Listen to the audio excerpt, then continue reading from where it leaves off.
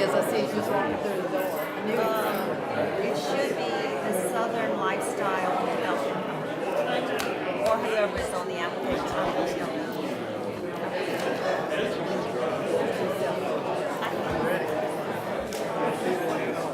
It's not easy.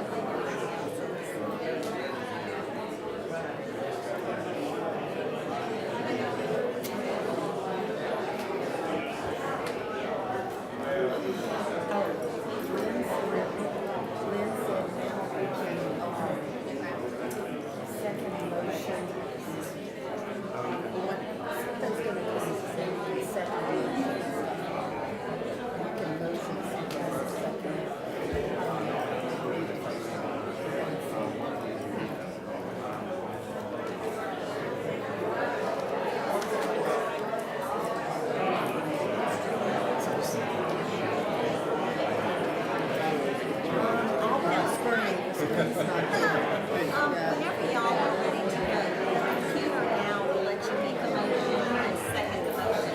When it comes up, it's going to be in the corner up here, and it flows much smoother. We should just have a motion here. You don't even have to, yes, you have to say whether you're recommending or you're denying, and then you have to You've been up to bid. but you actually, this one big motion, so my record, I don't have those errors. So it's the motion and you have a second. Yes. Hey, Lynn, John might want to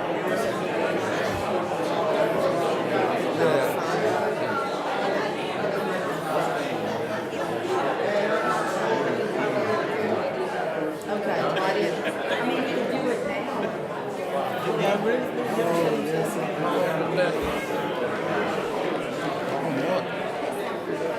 That was boring, man.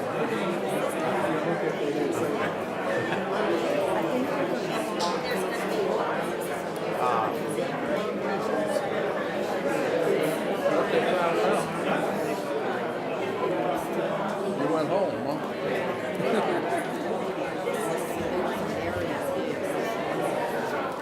Now, that being said, if you want to make a motion, you have to say it doesn't.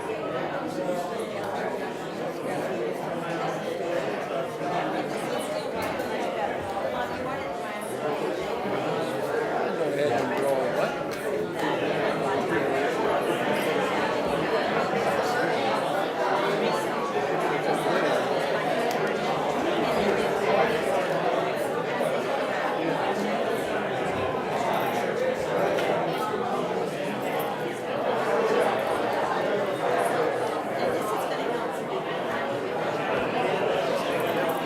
I do. I think I have a note. Make sure I have one. Several people have walked in since you made the comment about signing.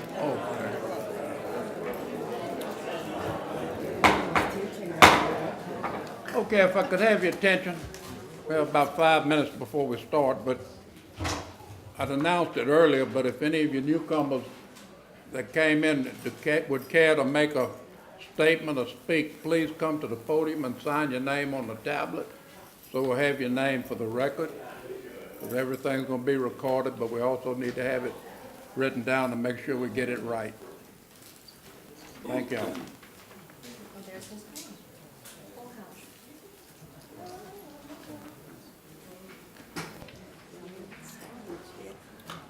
Mr. Cooper.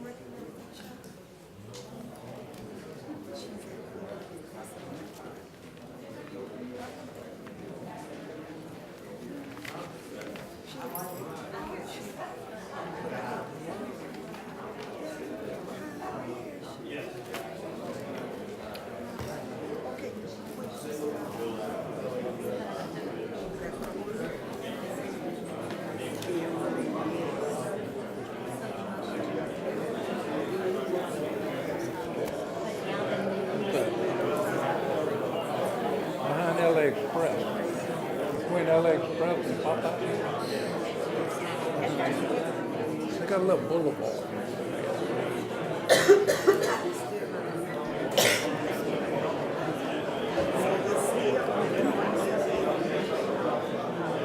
But he's been running that truck wash for a long year. Got a truck wash for him. I don't know what he's talking about.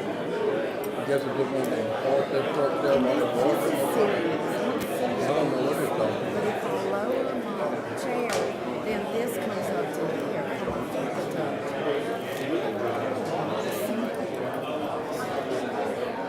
Just, it doesn't have to be. 6 acres. I don't care.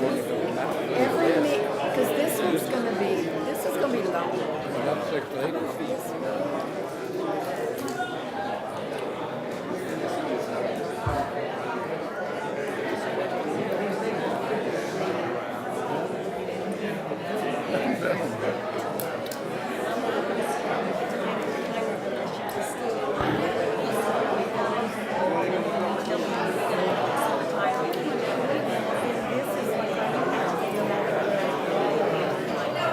It's gonna give you a board up here that shows you how much more they have to go.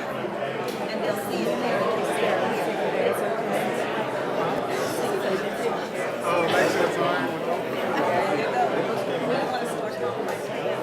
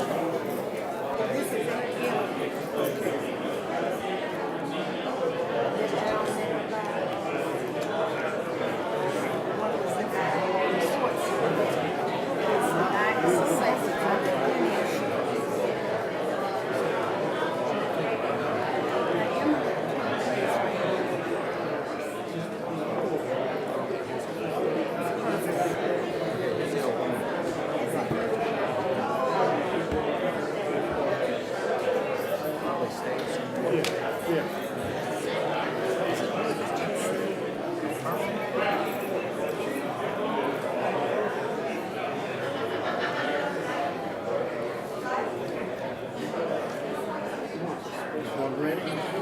I'm ready, sir.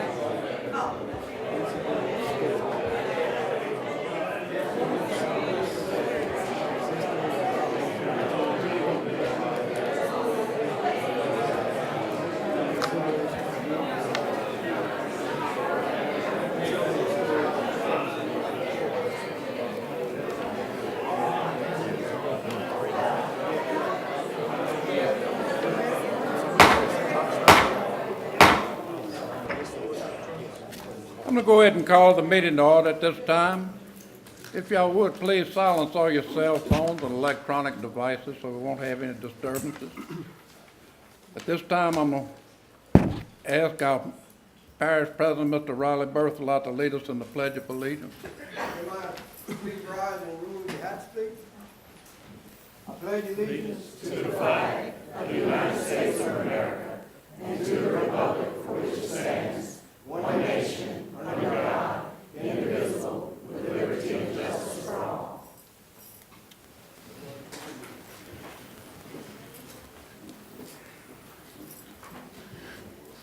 Okay, at this time, I'm gonna ask the commission to mark yourself present for the roll call.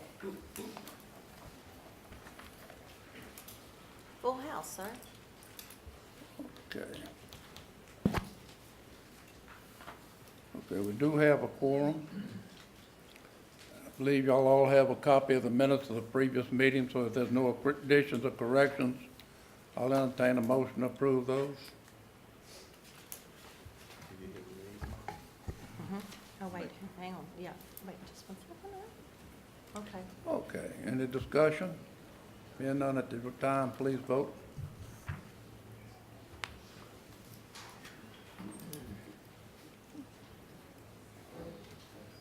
Okay, thank y'all. Unanimous approval. Correspondence, We have none at this moment. we have none, okay. This time I'm gonna open up the public hearing. I'm gonna start with item number 3B, file number 2018-3, It's gonna be to allow incidental storage of trucks and heavy equipment in a C 1.3 located on Charlotte Boulevard containing approximately 6 acres for Mr. Evan Cooper. Is he here to represent us? Okay. You would come up there and state your name. And did you sign the tablet up there? Oh, no, sir. Good evening, Evan Cooper, 2825 Charlotte Boulevard, Port Allen, Louisiana.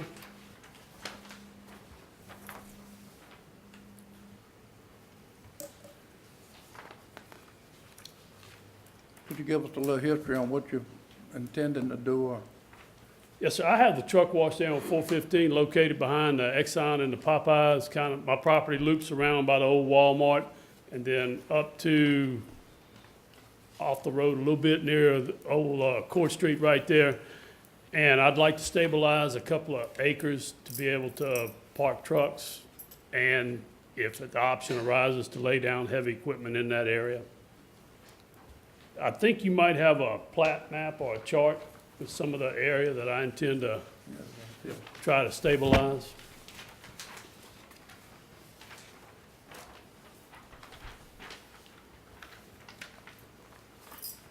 So you've been putting that bottom ash and stuff in there? A mixture of bottom ash, sometimes it's crushed concrete, whatever the cheapest by the ton is. Do you intend to do any trailer cleaning there? In that area, I do it in my truck wash. I mean, outside of the trailers. No, I mean, internal. Oh, no, I don't go inside of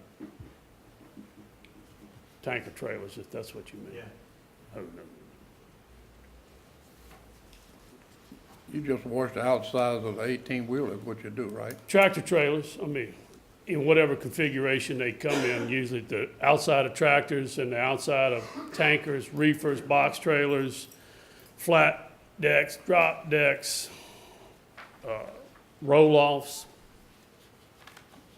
Whatever comes in there, you wash. whatever comes, that's right. Trucks, cars, RVs, campers, boats.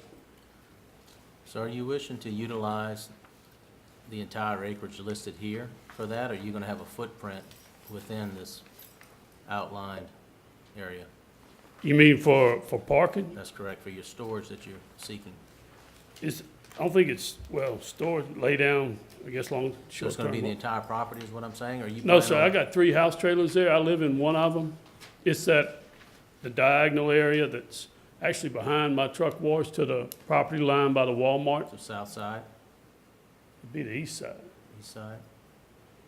kind of, and southeast portion.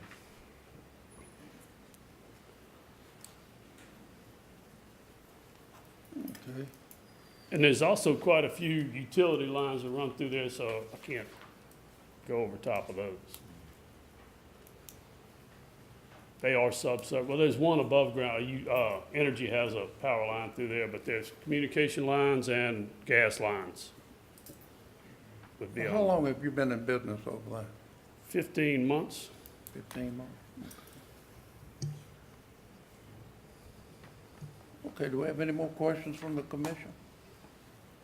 Any more questions from the commission? Any comments from the audience?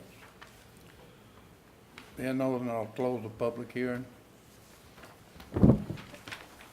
Okay, this time I'll entertain a motion to dispense with the Evan Cooper property. Mr. Chairman, I move that we recommend it for approval. I second it. Motion and second. Any discussion? Being none, all those mark your ballot, please. Unanimous. Okay, unanimous. Thank Okay, you all. thank you for coming. Okay. This time, I'm gonna reopen the public hearing for file number 3A, number 2018-2, rezone from C 1.2 and agriculture to TND, traditional neighborhood development, consisting of 149 acres of the possible 688 acres of the property. This is for the Reed Farms LLC, J.R. Track LLC, and Prescott Bailey Southern Lifestyle Development Company LLC. Okay, is anybody here to represent that?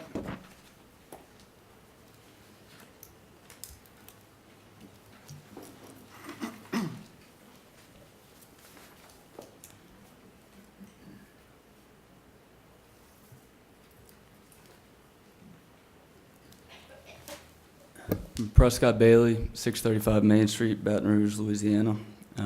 Here to talk on behalf of the development group, Southern Lifestyle Development.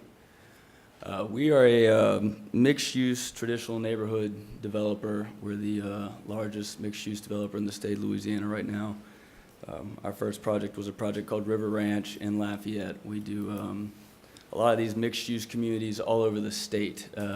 We believe in mixing these uses, whether it's retail, apartments, commercial, office, assisted living facilities, and residential. We believe that by bringing all those components of a community together, it really creates a better community and a better neighborhood, creates walkability, and really provides products for everybody.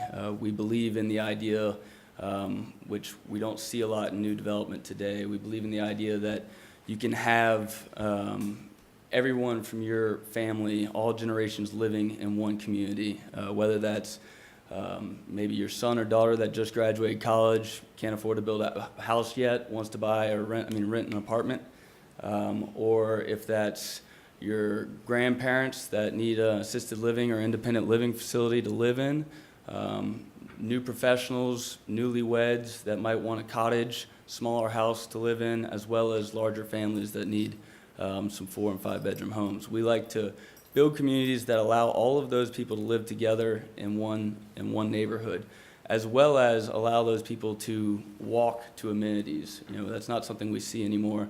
I know we're gonna probably talk a little bit about traffic today. I imagine a couple of people here will have something to say on traffic, and I agree, there's a traffic problem in West Baton Rouge, there's no doubt about it.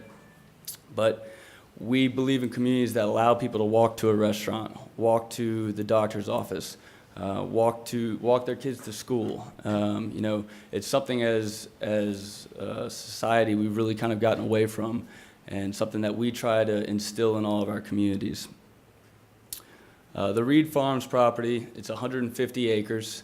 It currently, as it's zoned today, has about 20 or a little over 20 acres of commercial frontage on Highway 1. We're proposing to do a mixture of uses. We've got about 10.5 acres of retail.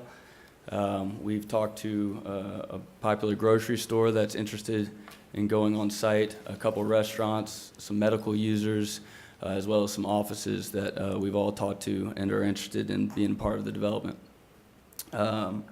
We have about 20 acres of apartments, which the property is currently zoned to be able to do those apartments based on the C1 zoning that exists. So we would be looking to do some apartments. We understand and we believe, in addition to single family, the apartments, that drives our retail. Rooftops drive retail.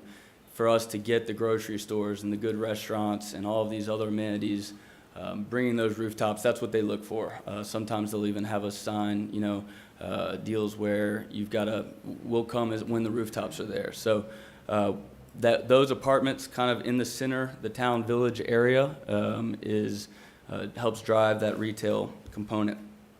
We've got a 7-acre assisted living facility. We've developed a couple of our mixed-use T&D communities. We have assisted living components. They're really great for our neighborhoods. We've actually seen people move through all facets of our community, from larger homes to cottages to independent and assisted living, and they never want to leave the community. We also have a school site, about a 9-acre school site here. In our early meetings with the parish, they indicated that they'd like to see a site here. We love having school sites. As I said, the idea that you can walk your kids to school or even have your kids bike to school from the neighborhood is something that is extremely attractive to us. Having lived in some of those communities myself is really attractive as a resident as well. From a timeline, well, actually, we talked about land use.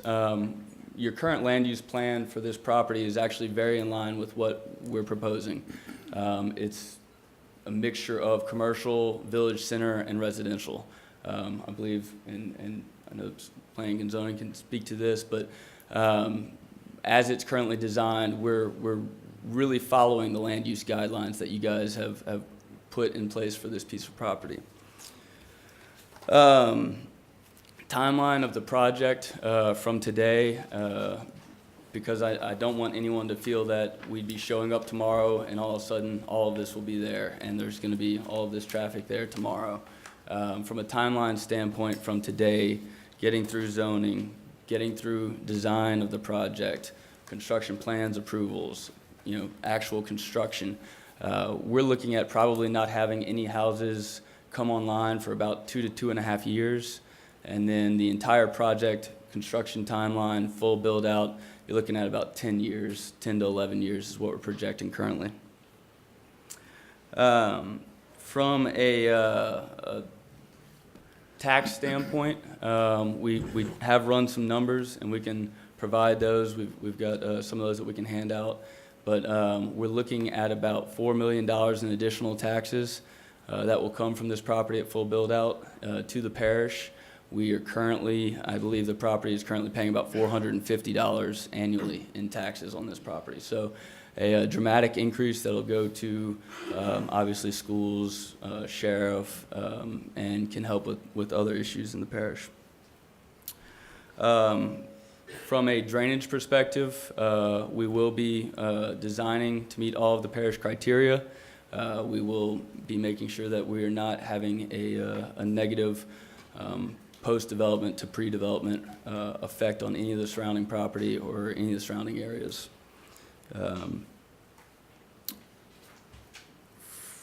From a traffic standpoint, and again, I know that's going to be a hot item tonight, one of the things that we are very cognizant of is our impact on surrounding areas. We do traffic impact analysis. We've done one on this property. We do plan to do some major improvements on Highway 1, as well as some improvements into the development.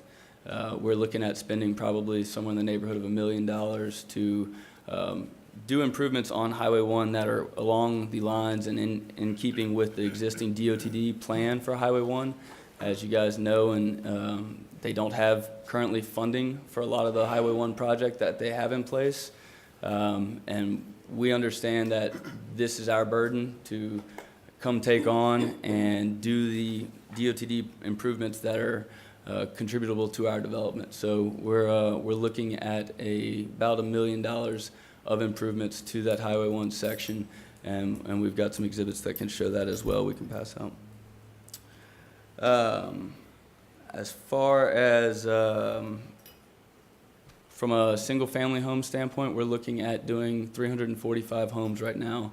It's a mix of product from alley-loaded, smaller cottage lot, which really is attractive to newlyweds, empty nesters, young professionals, and we actually use that product to line our main entry boulevard along the kind of all the way back, because it's from a aesthetic standpoint. You don't have garages, you don't have that front load on the main boulevard. We find from an aesthetic standpoint it's very attractive product. Outside of that, we will be doing front loaded product. It ranges from 60-foot lots to about 80-foot lots. And we expect those houses to range in size from about 2,000 square feet to probably 2,600 square feet. And the average value of those will be about $250,000. As far as any other questions, I'm here to answer anything that the commission has, and obviously help respond to any questions that anyone from the audience has. And appreciate you guys having us tonight.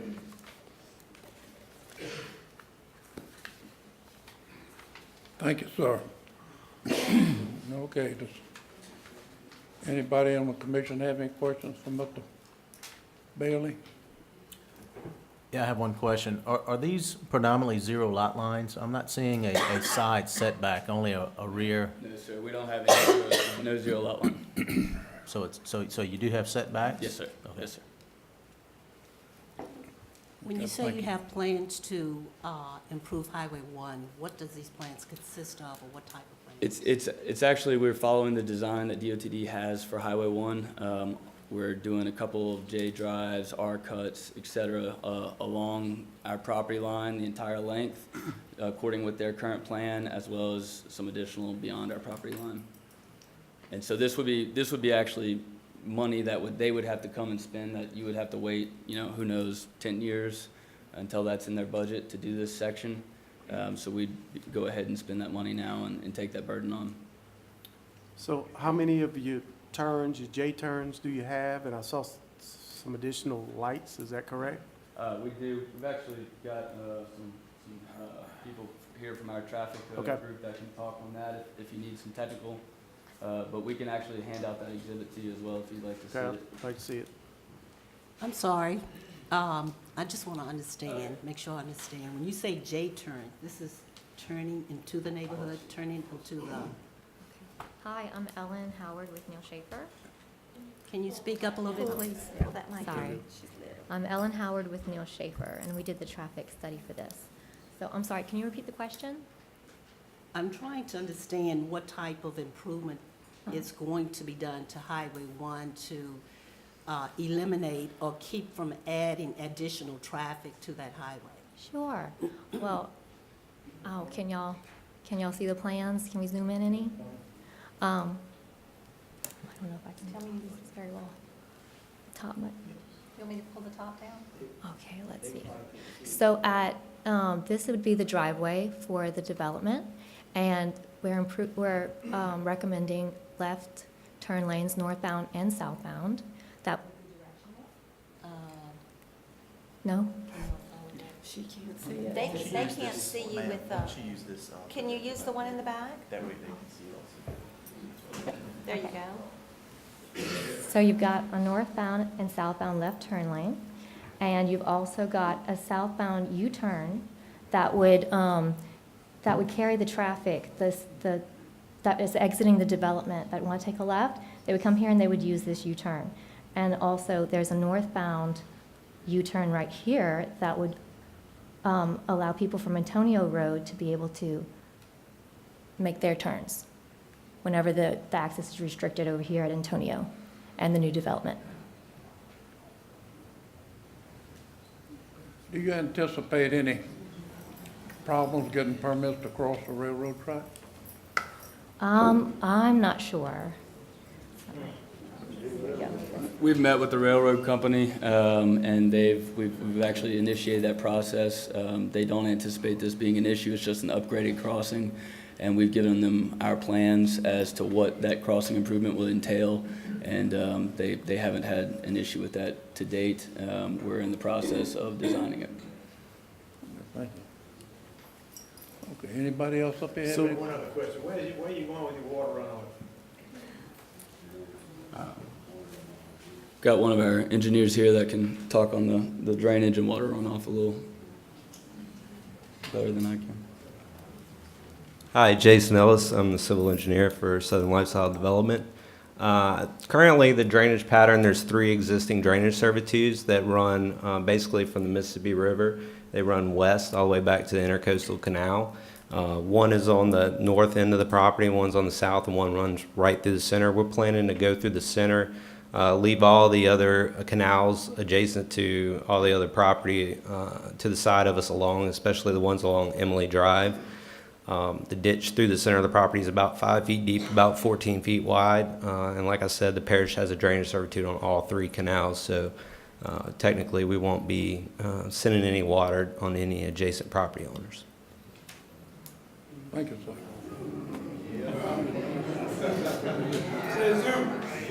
Okay. Anybody else up here have any questions? People in Lindale. Anybody else have any? Okay, at this time, I'm gonna ask if there are any comments from the audience. Now, I want to apologize to everybody that's standing up. We just redid this council chamber there 6 months ago, and looked like we were about 50 chairs short anyway, so I apologize. We're gonna try to get through this. It's gonna be a fairly lengthy meeting, but we'll try to get through it as quick as we can. when you come up here to speak, try to give us new information, and I'm gonna limit y'all to 3 minutes apiece to talk when you come up here, because we want everybody to have a chance to state their piece. So if you would, at this time, I'll entertain the first speaker from the audience. And give us your name, and I'll make sure you sign the tablet when you come up, please. Brady Hotard, 2655 Emily Drive. I'll try to make this as quick as possible. Good afternoon, Commission. For those of you who don't know me, I'm Brady Hotard. I'm a proud lifelong resident of West Baton Rouge Parish and a registered professional civil engineer in the state of Louisiana. I'm sure there's going to be a lot of concerns voiced today regarding the proposed rezoning. And rather than simply tell you my concerns and tell you that I'm against this development, I'd like to propose solutions that I think will protect the character of this particular part of our parish. And what I'm hoping for is that you as a commission will at least take into consideration these solutions and maybe even support the parish council in approving them. Traffic, that's going to be everybody's number one concern. Having worked with DOTD, I understand the difficulties, time, and cost that come along with planning and executing projects the size of those that this parish requires. I also understand that when it comes to starting these large-scale jobs, our parish council and president's hands are tied to a certain extent. I believe what the citizens of this parish need is transparency of progress, and that's why I'm proposing that the parish council provide more exposure to the Vision West newsletter, specifically on the council's social media page, and include information on both the 415 connector and the new Intracoastal Canal Bridge progress in each quarterly update, even if there are no updates. Maybe even carve out its own section of the newsletter, and anything from correspondence with DOTD, grants and funding, projects becoming shovel-ready, and realistic timelines are all things that I think parish motorists would love to get increased exposure to. In regards to drainage, West Baton Rouge Parish was extremely fortunate during the flood of 2016, but as our parish continues to grow and develop, so should our drainage infrastructure and our design standards. I would like to see the Commission support the Council in taking a proactive approach to our drainage infrastructure. Currently, the Unified Development Code requires all new developments to be designed for a 25-year, 3-hour storm, which is approximately 6.5 inches of rainfall. Prior to the flood, East Baton Rouge Parish and Ascension Parish called for 8.5 inches of design rainfall. Since the flood, that 8.5-inch rainfall standard is being revisited. So what I would encourage the parish to consider is amending that portion of the UDC and increase the duration from 3 hours to, at a minimum, 12-hour duration, which would at least match the existing 8.5-inch rainfall standard. I know engineers personally at Southern Lifestyle Development, and I'm confident that they will provide adequate drainage and give us a development that the parish will be proud of, but I also know that most developers, just like they had said today, will go by the standard called out in the development codes. It will be the responsibility of the parish to hold this development and all future developments to this higher drainage standard. Lot sizes. According to Plan West, the comprehensive plan created to preserve unique qualities of the parish and guide growth, the intent of future residential land use is to maintain established neighborhood character and, in general, fit these new developments with existing neighborhood scale and character. Firstly, I would like to ask the Commission to consider supporting the parish in amending Section 104-281B and change the minimum area of residential district RSF2 to 14,750 square feet or 0.33 acres. And that's a midpoint between RSF1 and RSF3. Reed Properties is in close proximity to 3 developments that are zoned RSF2, Riverside, Fairview, and Silverstone. The smallest lot size in these developments are 0.37 acres, which is why I believe a minimum area of 0.3 is appropriate. Why am I asking you to amend this section? When it comes to the Reed Property T&D, at a minimum, all neighborhood edge area, which are the lots you see around the edge of the T&D, I would like those to be zoned RSF2. And by increasing that minimum lot standard of the abutting properties, it'll help maintain the low density character of Emily Drive. Last point, connectivity. So per the developer's plan, they would like to utilize Ella Street as a second means of ingress and egress to the Reed Farms development. And I question if it's necessary. One reason that I was told it was necessary was because DOTD requires 2 means of ingress and egress. I've personally reviewed the DOTD access connection policy, and there's no verbiage in there that states it is necessary or it's a requirement to tie into a neighboring development. Another reason for connecting that I've heard and read is to promote connectivity throughout the parish. I would also like to challenge that reasoning. For the first 250 homes in Sugar Mill, there was only one means of access, and it was not until the latest phase of that development that a connection to Lukeville was constructed. Also, the Lukeville tie-in was instrumental in connecting two towns together and providing 4 total access points to LA1. And I don't believe that this connection accomplishes the same thing. In the future, if there's ever an extension of North LeBeau to Emily Drive, then that would be a more appropriate time to have a connection be made. So in speaking with an engineer at Southern Lifestyle Development, it was made clear that the residents of Emily Drive would not have access to the T&D common space amenities like the community pool, the gazebo, and the neighborhood center. Basically, thank you for the access, but we'd rather you stay separate. I'd like to propose to the developers and turn to the council for support that if a connection is imminent, that there be an option for Emily Drive residents to join the HOA if they'd like, so that they may have access to all of what this development has to offer. I would like to thank the commission for allowing me the time to voice my opinion and concerns shared throughout the community and to propose these solutions that I think will only benefit the parish. I've always respected and will continue to respect our elected officials and commission members and trust you all will make the right decisions when it comes to what's best for our hometowns. Thank you very much.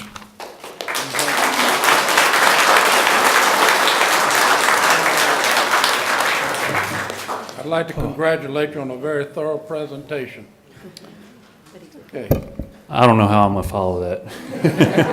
Just give us some new information now. All right, so I'm not gonna take up that much time. I have more questions that hopefully we get some answers. My name is Caleb Kleinpeter. I think that this is a great development, but I would like to see some tweaking to it, just like Brady said with the lot sizes. I have some questions that hopefully the developer can answer. How many apartments will there be, and how many people will occupy them, as well as the assisted living facility, so we can get a game plan or an idea of how many vehicles will be added to Highway 1 because of the traffic issue. Is there an option for them to go further west into the woods, and when would that be? The next question would be, what kind of school do they plan on putting in there? Will it be a charter or a private? And how many railroad crossings do they have right now? Do they plan on going to the north side to get onto the next one? We have not updated much of the drainage on the south side of the intracoastal. And I understand that they're proposing that they can put the drainage, but everything ties into that parish canal. So you can sit there and say that they're gonna put the water one way, but all the ditches connect from Lindale to Emily Drive to Tonk Tonk Canal, all into the parish canal, and you're taking away 150 acres of land that's soaking up water right now, and you're gonna make watershed is what's gonna happen. I've heard that there's artesian wells in that field. I rode out there personally with someone last week, and water is draining out of the field. So is that a concern for the parish as well, to be able to allow houses to be built on there? And the J-turn, I noticed that it looked like it came a little far south. We have a merge-on lane that comes from Emily Drive. Will that affect that as well? And then is there any plan for the service road to be built on the west side of the railroad tracks? I know it's a lot of questions. I just would like to get most of them answered because I think a lot of them are good questions and concerns as far as our growth. I've been here since '89. I would love to see the growth. I think it's a great idea as long as, some things get tweaked. So that's all I have. Hopefully the developers can answer some of those questions. Thank you very much. Look, he's going to be recording your comments and questions, and at the end of everybody's comments, will give him time to answer the questions that do come up that are new over the time. Next person like to speak? Can we get some answers to his questions first? I think No one everybody else? has the same questions.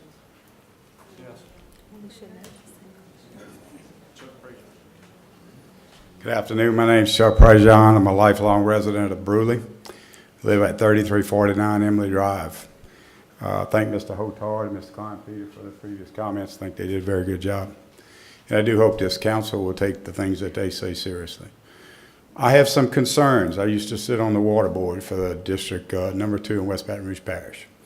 At the time that board was disbanded, there were some serious concerns about the water supply for that particular district. That district feeds Bruley and Addis.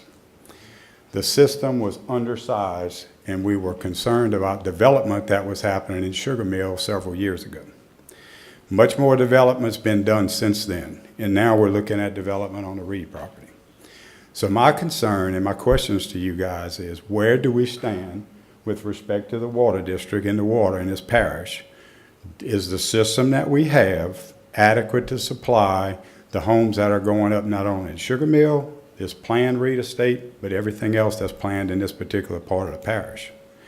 It is my understanding that the pumps were severely undersized for the growth that we had anticipated over that few-year plan. That's come and gone.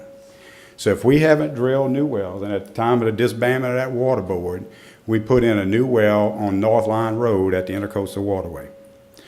People should also in this parish be aware, if they're not already, that there is saltwater intrusion on the south side of the Intercoastal Canal.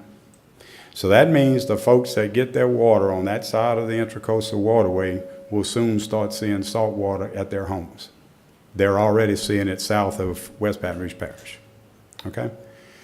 The other thing is, there was some discussions about wells on the north end of the parish. I don't know if wells have been placed in service since the board was disbanded. I understand there's been some work done on infrastructure with respect to increasing the piping and putting new piping down. I would just like for this board to recognize that, again, it wasn't very many years ago that there were some serious concerns over water supply to this parish. In particular, the water district area that this establishment will join, if granted. So I would like to know what the parish's plans are, where we stand with respect to water supply for the homes in this district. How are we going to combat the issues of supply and demand, because bringing these extra homes into houses will obviously cause a strain on an already bad system. You only have to look to the November and December when people were draining pipes to understand that we had very little water flow in a lot of the houses, especially on Emily Drive. That's what I can speak for, okay? So adding those homes will definitely continue to put strain on this already outdated water system. A water system that also does not have a lot of drawings established with it. So being able to go back and reconstruct and redesign is going to be challenging in itself, okay? I agree with the development of this parish. I think it's a good thing. My other concern is I'm afraid that we're growing this parish a little bit too fast, and we're not being proactive. We're in a reactive mode. We need to be more proactive at fixing our roads, our bridges, our infrastructure. I would just ask the council that they strongly consider, before giving approval for this project, that we make sure that the infrastructure that we have in place and the plans to improve the infrastructure, whether it's roads or water, is valued, and it's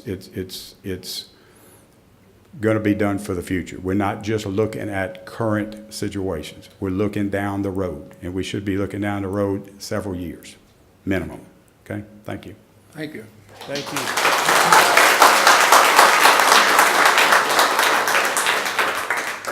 Thank you, Mr. President. You brought some new concerns to our mind in this whole situation. Thank you, sir. Anybody else?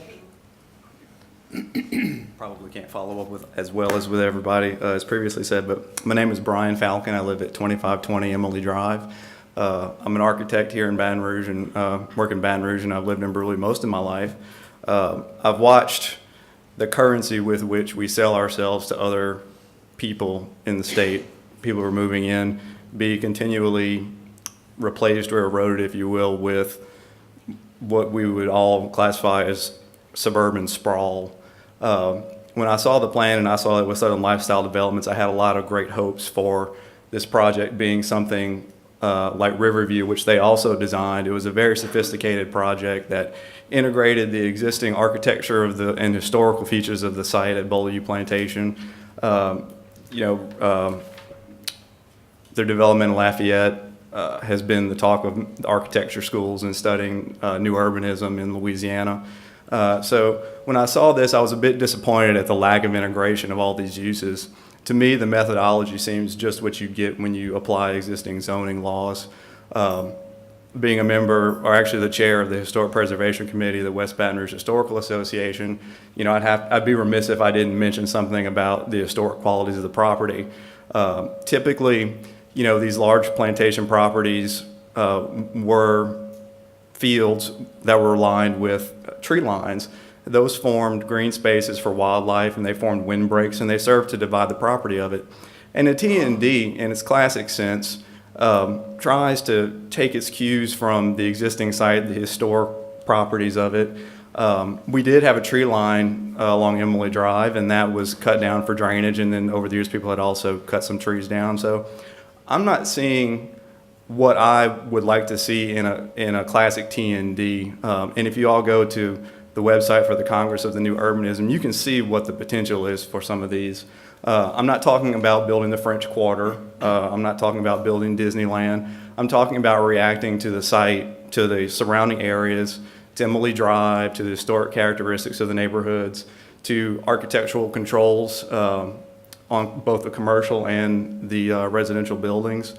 We have a tremendous problem with light pollution along the highway. We have a tremendous problem with lack of cohesive building design and signage. I mean, you can go to parts of Highway 1, look down, and all you see are billboards. And we just recently got a LED flashing light car wash with a sound component to it at Lindale. I know I wouldn't want to live next to that because I consider that a nuisance building. But we've had so many missed and fantastic opportunities for quality developments. I hope Riverview happens one day because it could be the feather in our cap. The property, the Oaks at Bruley, was a missed opportunity to create Bruley, to give Bruley a front along the highway. I would like to see this developed into something that takes into account all of those features, landscaping. TNDs have true public space where everyone in the parish can participate in it or enjoy it. There are retention or detention ponds here. Why couldn't those become a central feature of this property? Why couldn't the buildings around be organized around the roundabout and turn into a great architectural feature, which is a component of good TNDs? There's just so much opportunity here that's being lost. And if we're trading our view, our drive, our resources for this, I would like something more in return, and maybe something that includes us, the existing residents of Emily Drive. So, thank you, sir.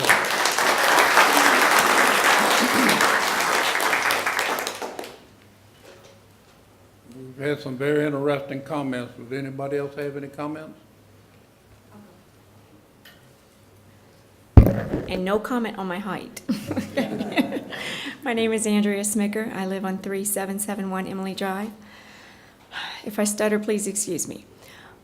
I have a few concerns. One definitely is the drainage. The flood canal, so a lot of people do have a tree line still, and it's beautiful. However, we chose to cut ours because we love to see the horizon. It's absolutely beautiful in the sunset. When a number of years ago, when they came to clear the canal, our canal on our lot continues to erode. It's really bad. We could continue to fill it up constantly. That's one concern that I have. Even on the other side, I live on the opposite side of where this is going to take place. I am not against improvements or growth or anything like that. I am concerned about the way it affects us all. Another concern that I have is our children. If they have access into our community, how is that going to affect the way our children play on our streets? They're strangers to us right now. I know they want it to be community, but that's something that has to be slowly developed and earned. You can't just throw a bunch of neighbors there and expect them to all communicate. That's not going to work either. And then, of course, no one's mentioned small business owners yet. They want to develop this community with a lot of new businesses, and that might be fine, which is wonderful. They might come up with some new ideas for things and have absolute growth. However, if we kick out all of our small business owners on this side of the river, what are we going to have left? I think community coffee was one of those examples, which are excellent. You know, even though my children love Starbucks, I can't even drink coffee, I don't know. You know, keeping those things in mind, I think it's going to take time to develop. Please don't make a decision on this tonight. I'm just a voice, but I am a voice. And it would be too quick to say yes and too quick to say no. I think a lot more has to be looked at and viewed over and considered very highly, especially on the side of, like they said, all these wonderful people who spoke. I don't have their knowledge. And I'm so grateful that they came and spoke for us because they understand where we stand. I think there's room for everybody to grow. We just have to do it right so that we're not affected later in a negative zone and we can't get out. You know, if we can't afford a little highway system right now, how are we going to fix developments that counteract a flood? You know, so thank you for all being here. We really appreciate it. And thank you for listening to us. Thank you. Thank you, ma'am.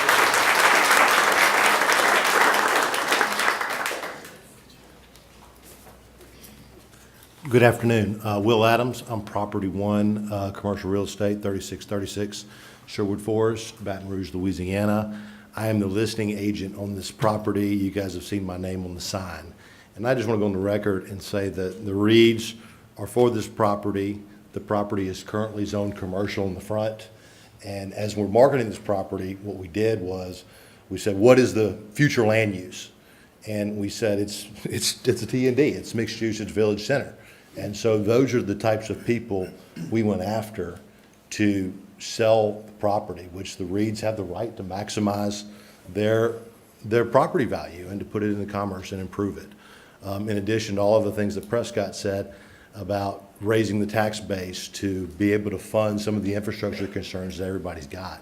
And so I just want to go on the record and say the Reeds are for this. I'm here to advocate for them. They are in favor of this, and we ask that you unanimously approve it so that they can go to the next step of working through a lot of the more technical issues that the parish will mandate them to do. Thank you so much. Thank you. Anyone else?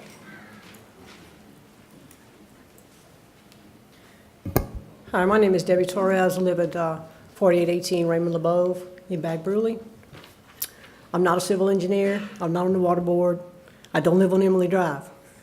But and I have to echo all of the questions and concerns that have come up before now. But I will tell you that we left home at 3:15 this afternoon to come to this meeting because you never know what the traffic is going to be like. It was light today because the kids were out of school, a lot of people off of work. It didn't rain. There wasn't a wreck on the bridge. But I have gotten to Sinclair Plantation and stopped in traffic. And it took me 2 hours to get to the bridge.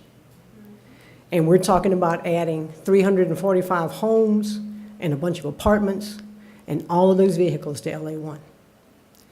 And what I think we need to answer is, I've heard the gentleman say that, hey, we're going to follow all of the guidelines that have been set out, and they've talked about some J-turns. That's not going to fix the problem of getting those additional 1,000, 1,500 cars up LA1 every day. Because I guarantee you, all those people are not going to work in Brewley. So they're going to have to cross that bridge to get back and forth. And that's going to affect not only them, but everybody else who lives here.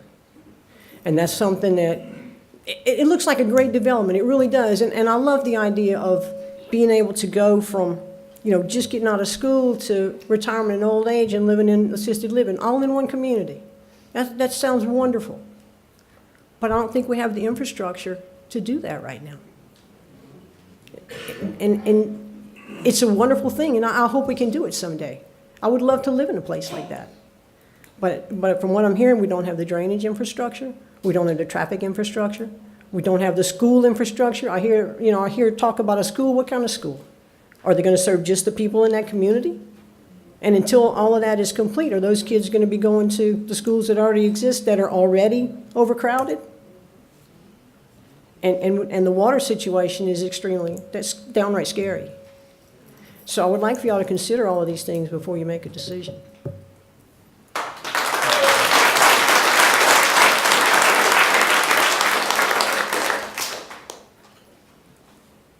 Well, everybody in this room knows we do have a traffic problem, and we've been faced with studies, and more studies, but no concrete. So it's time for them to start thinking about doing something, because we get to points where we're at a standstill. Yesterday afternoon, they had a boat on top of a truck on a bridge there, and that shut down everything on LA1, period, you know, so everybody's faced with that, so part of it. Okay, anybody else? My name is Floyd Banner.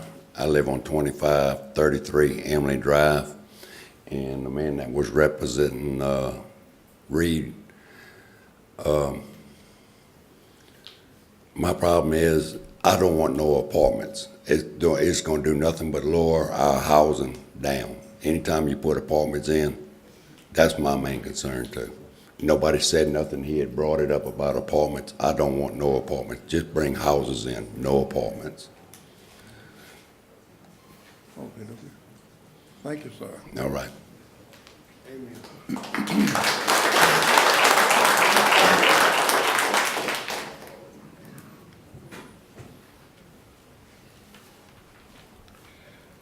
My name is Rodney DeBenedette. I live at 2580 Emily Drive.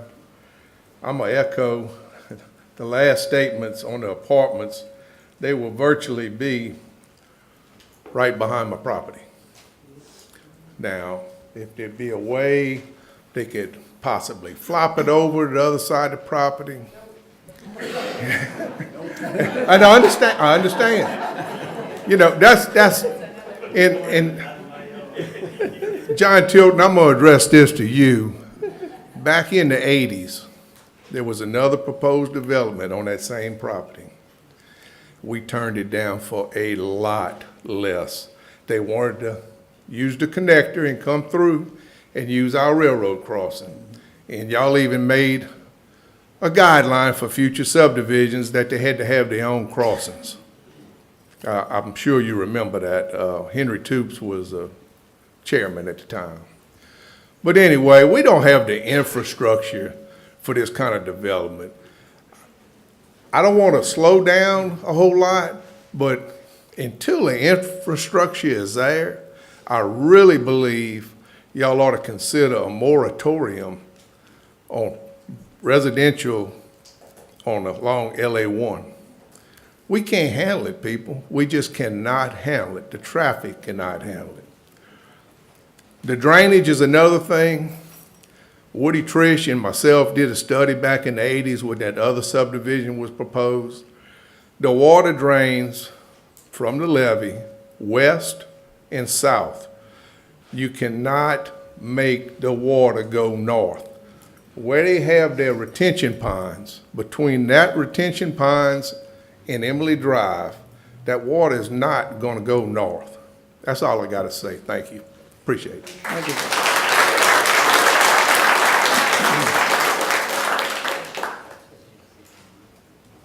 Anybody else? Anybody else?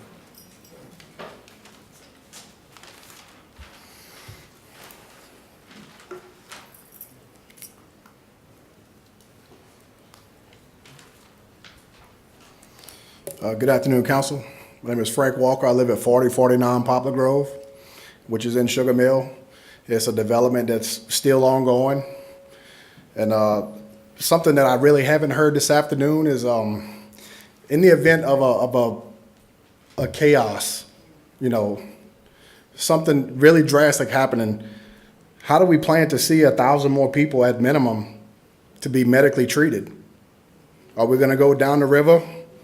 Are we going to go down the road to Plaquemine? Which I've been to that hospital. I'm really not impressed. You know, I don't see it adequate to be able to support the amount of people that we're talking about putting on that side of the intercoastal. And to try to go into Baton Rouge, it's not gonna happen, you know. I applaud the Reeds for trying to, you know, better themselves, but we have to come together as a people and realize that, you know, development ain't bad, but there's got to be a timeline, okay? There's got to be a timeline. And for 2 years, I don't think that's going to fix it, you know? I don't see it happening. I'm all for progress. I've been here 21 years in West Baton Rouge Parish. I'm never leaving, you know? I have tons of friends here that I've met the greatest people. You know, my kids are growing up here. It's a great place to be. And I can see why people would want to develop on our side of the river. I think it needs to be done in a timely fashion. You know, that's a concern of mine. And as far as the infrastructure, that's very popular along with the traffic. If you keep piling on a foundation, eventually it cracks, you know. Eventually you have to improve your foundation before you can build. That's all I got to say. Thank you. You said you were from Sugar Mill, but according to what you're saying, our parish president has let us know that there's been more development in Addis than the whole rest of the parish put together. So when they develop, all those cars going up and down LA1, just like they would be anywhere else. So, I mean, the parish is still developing, and LA1 is getting more congested. We don't want to hear anymore. That's it. Now, you're exactly right. Moratorium, I think Mr. Benedetta said. None.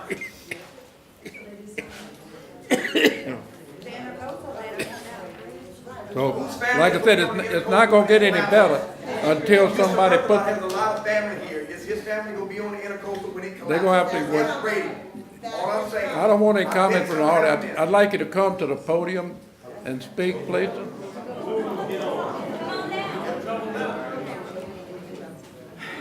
Oh, boy. Thank you, sir. Yes, sir. I appreciate everybody coming out today. I'm just a little old country boy. Mr. Pee Wee knows my family. My name is Jimmy Palama. I'm from Addis. My daddy used to own a grocery store right on the side of Chuck's. So some of you may have heard of him. All I'm saying is, if we have an intercoastal that's insufficient, excuse my voice, we're going to turn around and I've been hollering a lot. Imagine that. If we have an intercoastal bridge that's insufficient, whose family on this committee is going to be on that intercoastal when it collapses? Just know that you, each and every one of you, helped put all those cars on that intercoastal. At one time, we couldn't cross trucks because we had to repair it. I work in a plant. I'm blessed because I only live 7 miles from my work. I tell you, I'm blessed. I'm never leaving. I'm a country boy. I've been here. I lived the first 35 years in Addis, and now I live on Emily Drive. I'm one of them complainers that y'all probably, saying, Emily Drive is here. Well, we stick together. This community, I used to always think, sticks together. It ain't about money. $4.5 million to me in tax revenue is nothing. That ain't no money. I thought businesses brought tax dollars to the community. You see, I pay $1,000+ in property taxes. I don't know how many homes you said it was total. So if you put in 400, 500, that's 500,000 in tax dollars a year just in property taxes, not counting using buying stuff and all. That doesn't seem like a bunch of tax dollars to me in commercial, but I would love to see more commercial development. I think that brings more, but $4.5 million don't sound like it's worth investing in this particular development at this time with the infrastructure that we have, is all I'm saying. Somebody's gonna get hurt. We see it on the news all the time, and I know your hearts, grow, or you tear up, your hearts are full of sadness. What if your family was on here? I went to school with Rusty. What if his mother, what if his sisters, nieces is on that bridge when it fails? When we keep putting people there that we can't accommodate? Can we take a loan out and do something for ourselves? Put another intercoastal, make it a toll. We'll pay for it. I'll ride it every day because I don't want to sit in traffic. I am the most impatient man you know. I can promise. I will drive through, I swear I'll drive through 100 miles of desert just to not sit in traffic. I promise you. Make a loan, make it happen, get the traffic off the road, and then we can start doing these developments. I think we all want development. We just want it at the right time and place. I appreciate it.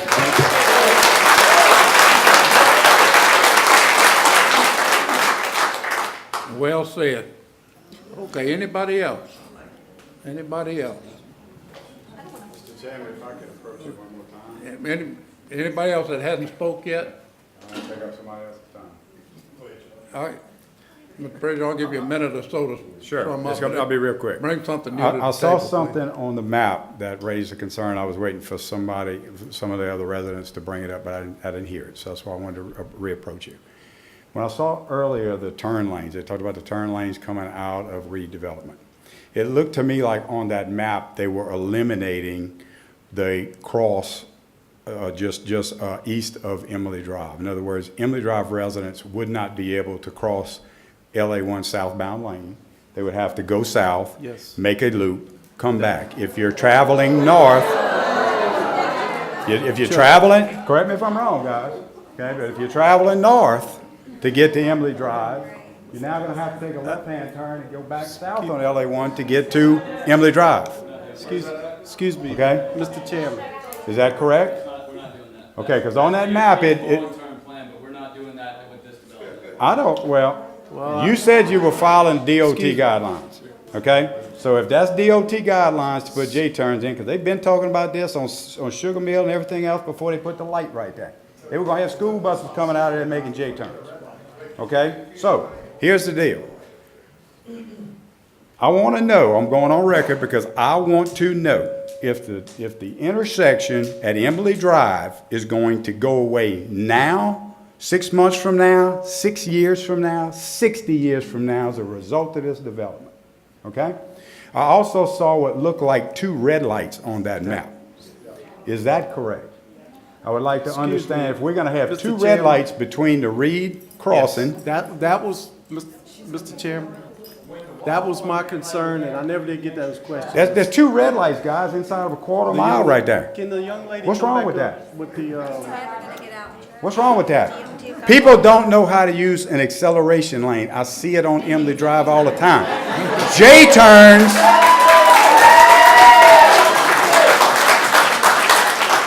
J-turns are going to be a nightmare. And they're going to, I believe, are going to cause more accidents than they will prevent. So if this development goes, it should only go if there is a red light at the railroad crossing, provided the railroad gives the right-of-way for them to cross at the Reed property. That's another thing that I would like to make sure is done, because the 415 Intracoastal, Pee Wee can correct me if I'm wrong, the railroad would not give them approval to do a surface crossing at that particular point. There was going to have to be an overpass over LA1, people. So are they legitimately going to get a railroad crossing on the Benedetta property? Or are they going to come on Emily Drive?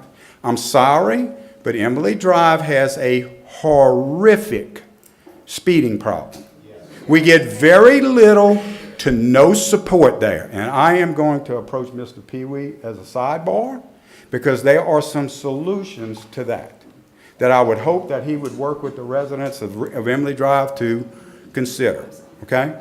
So I want to go on record as noting those things I talked about: red lights, J-turns, and the loss of our intersection at Emily Drive, because I am not in favor of putting my family making left-hand turns and right-hand turns on and off of LA1 to access our subdivision.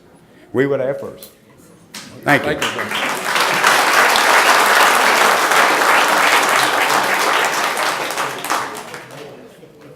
Okay. I would like to Any hear new information? I'd like to hear from Mr. Pee Wee. Yeah. Mr. President, you'd like to make a comment? They asked a bunch of questions that you need to answer. Yeah, I got a whole list of them. First thing, Mr. Chairman, commission members, I appreciate what y'all do and listen to this. And I want to thank everybody for coming out tonight. You know, it's really did a good job. The comments were very good. Brady did an awesome job, Caleb, and everyone. You know, we kind of kept the dialogue going like it should go. And I thank you for that. I'm going to answer some of these questions the best I can on a lot of the comments that was made. Turn that thing on. Is that one? Is it on? Got a little feedback. Excuse me. You know, several things that were said, you know, like the Reed property, they're talking about 150 acres. Actually, that's a 600-acre tract, but they're only going to develop 150. The rest of it in the back, and I think Caleb asked if it could go further west of the development, but, you know, you get into wetlands and stuff, and it's just unfeasible to up any further. As far as the LA1, I'm off now. That's better. I'm trying. I got it lower, Chief. The green light's now. I can see it, it's on, we can It's see it on? from here. Okay. You want me to power it up just a little? A little bit. A little bit. Tell me. All right. Okay. Just so I don't get any feedback. The LA1 415 connector is a project that we've been working on since 2000, trying to get money to do this project. You know, it's a costly job. It's about a $135 million job to put a 4-lane, go over the railroad track, and then go down through Mr. Bubba's fields and stuff, and crossing North Line Road, again elevated over the railroad tracks, and the port's fixing to add some more tracks in it, so we're gonna have it elevated from the south side of North Line all the way across the Intercoastal Canal. We tried to do this with a toll. You know, we talked about, there was a comment about why don't we use tolls. Tolls would only pay about 30% of the project.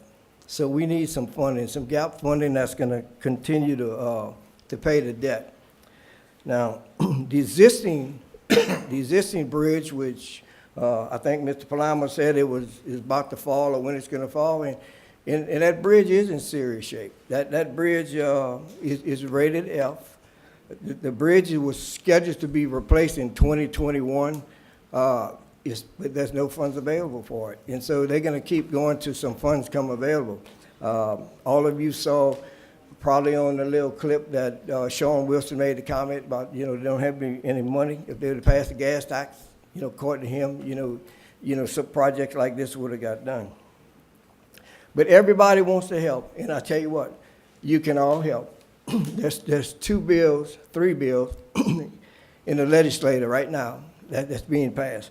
One of them is by our Senator Rick Ward, and it's going to allow the 5 parish areas, which is East and West Baton Rouge, Iberville, Livingston, and Ascension, to pass a tax to do some capital region transportation infrastructure projects. And what I would like to see in the kind of way Rick Ward's bill is to probably take part of whatever the cents that the state may take off. If they take a half a cent off of that 1 cent sales tax, maybe we get a half-cent sales tax in a 5 parish area. It's going to have to be voted on by y'all. So if you really want to help, you got an opportunity to step up and do something. And we passed the sales tax, and we're going to start working on some projects that the 5 parish areas can agree on in a priority. I don't think it ought to be in the 19 to 20 projects. I think we ought to start with 1 project, complete it, and then let's do another one. And we do those things as quickly and expedite them as quick as we can. And the other bill is House Bill 178 and 179 by Steve Carter, who is the person who tried to get the 17-cent gas tax passed last year, and that's working its way through as well. But it's more of a gas tax. I think a gas tax would probably be too high. I think the half-cent sales tax or whatever portion of the tax it's going to be, I think would be more favorable to the people. Yeah, I mean, you've been paid it for the last year and a half, and I hadn't seen anybody not do anything they had been doing just because of that 1 cent sales tax. But just to talk, and my notes may not be all in order like they probably should be, but I think the lady who did the traffic analysis, I think when we met with DOTD, there will be only right in and right out turns in this new crossing over the new railroad crossing that they're not gonna allow you to, like if you pulling out of there and you wanna go towards Port Allen, you're gonna have to go right. You're not gonna go left.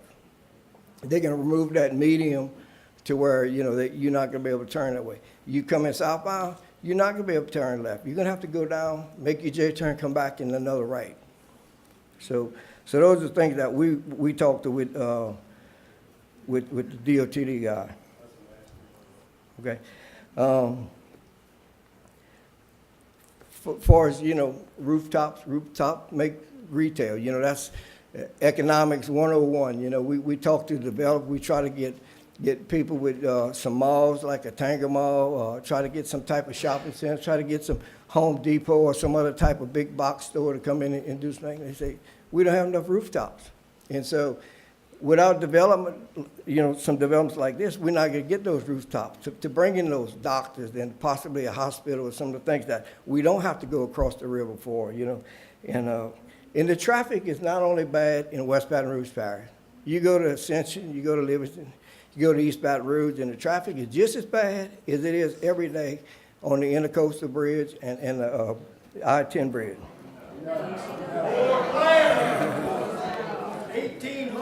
Listen, I respected every one of y'all when y'all were talking. And if you think that is not a true statement, you go across that river, go down Segan Lane, you go every day, look at the TV in the morning on I-12 coming into Baton Rouge, and tell me it's not backing up. Will you please?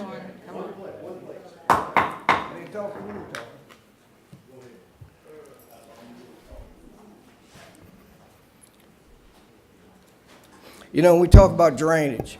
You know, in the whole southern part of the state of Louisiana in 2016, when we had 17 inches of rain in a 24-hour period, the only red spot that wasn't flooded in all of those parishes is West Baton Rouge Parish. And the people that say that we never did any proactive work on the south side of the Intercoastal Canal, they need to go ride in the woods. We cleaned out the parish canal behind these places from Bubba Phillips' property all the way to the Intercoastal Canal. The drainage is better. We put railroad covers under the railroad. We put drainage under the highway. In the Lindale area, I put a 248-inch and 230-inch under the highway, and we also put a 5-foot cover, added another one under the railroad track. You know, and I would like to get a copy of what, you know, Brady was talking about, some of these things that we make a change in our zoning, because some of those things probably need to be changed as well. But the water, you brought up the water system, and we hear about the water. You know, I was here, I live in Addis, probably the further south that the water lines go. My water was dripping just like everybody else's. We immediately had a meeting, we brought in Owens and White. They're working on right-of-way acquisitions to put a pipeline to go from North Line Road. We already got a pipe under the Intercoastal Canal, 18-inch pipe. We're gonna put and they sizing it now, a 20 to 24, all the way to Bruley. And then from Bruley, we're gonna have either 12 or 16, and we're gonna follow the power line right away on that. So that is in progress. We're doing the engineering.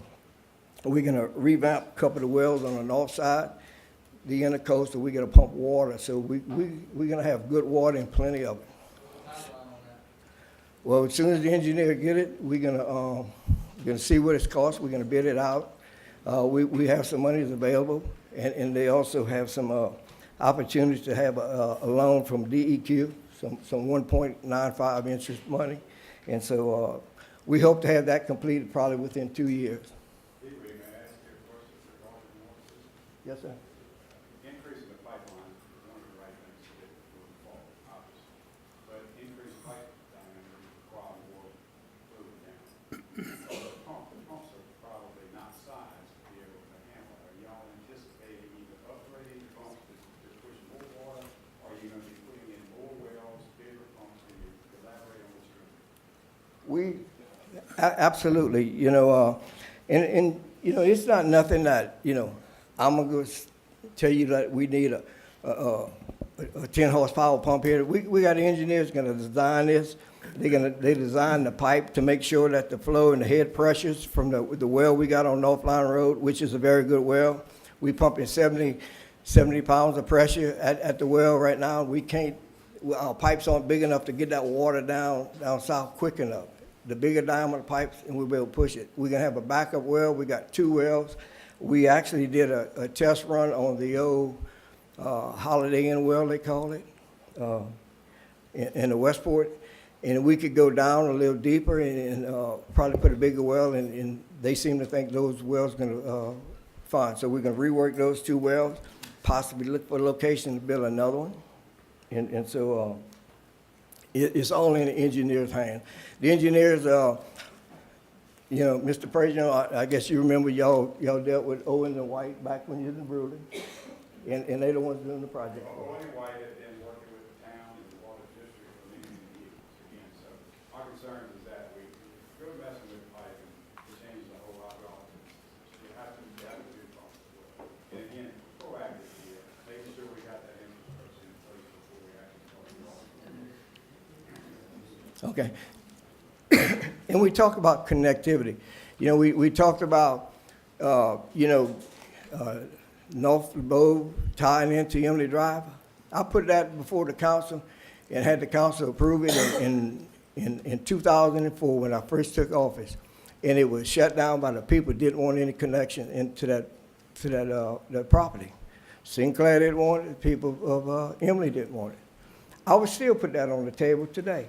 If we get enough people who want it, you know, send me an email, talk to your council member. And that is something that, you know, I think should have happened, else I wouldn't even brought it up, you know, back then. But,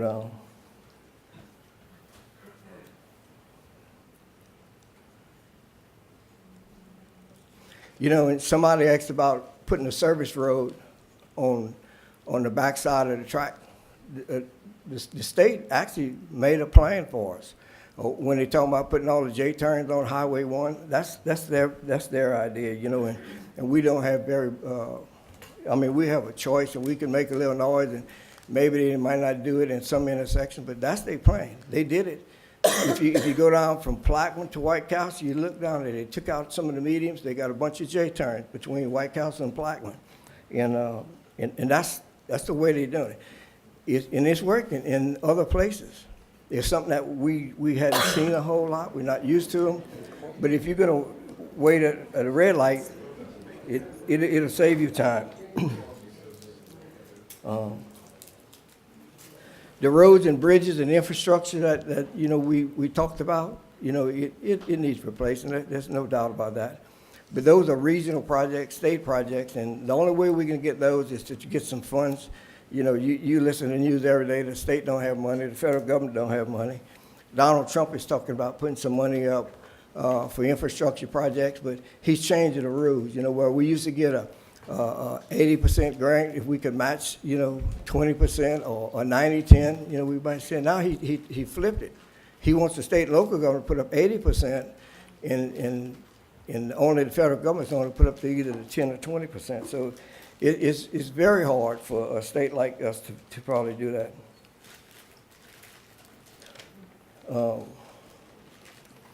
The moratorium, you know, and we hear that word a lot, you know. If we try to stop growth in West Baton Rouge Parish, you know, we don't have no control of what happens in Addis. You know, Addis can continue to grow. Plaquemine is trying to get more development. You know, I talk to those guys every day. In East Baton Rouge, Ascension, and Livingston, and those people who come over here to work every day, they're gonna continue to build. Our population is in the capital region expected to go by 2042 from around a little shy of 750,000 people to we should hit the million mark by 2042. I think is the last thing I've seen. And finally, I'll be glad to answer any questions. Just one more thing about speed bumps or some type of speed control on Emily Drive. I'll be glad to go down there and put a four-way stop sign at every intersection on Emily Drive. I put speed bumps down there, and like the next week, I got a phone call. They want them ripped up. We put the reflectors down there and pulled them up. And I don't remember whose house it was. They called me at midnight, told me they couldn't sleep. You don't need to be sleeping either with this noise when the cars hit them speed bumps. My wife answered the phone. So, but I mean, it's serious. But we'll work with y'all any way we can. But we do have an eye on the infrastructure. Locally, we probably have one of the most aggressive overlay programs in our parish. We just had a meeting today where we're doing a lot of streets in the Lobdell area, Famco Road, Louise Street. We spend about $2 million almost every year. We've been fortunate enough to be able to fund that. And it's much better than a lot of other parishes that don't. And we don't even have a tax that funds the road. We take this from our general fund money, from surplus money that we got from the industrial expansion, some of the sales tax that have gone up. We have seen a big increase in sales tax through online shoppers, you know, before they weren't remitting the sales tax, but that is growing really, really good. But I'll be glad to answer any questions or clarify anything I may have said, but I do want to thank everybody for coming. And I know we all can't agree on everything, but I hope we can leave here being able to agree that we may disagree on some things, and but I do look out for the best interest of the parish. Kevin has a master's degree in civil planning. Kevin's been preaching connectivity. Every project that comes along, drainage. We talk about drainage. They got to send us their drainage calculation. Kevin goes over those. Those people are required to put retention ponds in. He didn't mention that in his report, but there are going to be some retention ponds to hold whatever water that's going to that property. You're going to have a negative runoff, and it'll slowly get away from that, over a period of time. So you're not going to have a big extra water that's coming off of that property like a few of them kind of said that it would. But I'll be glad to answer. Thank you for your time. Thank you, sir.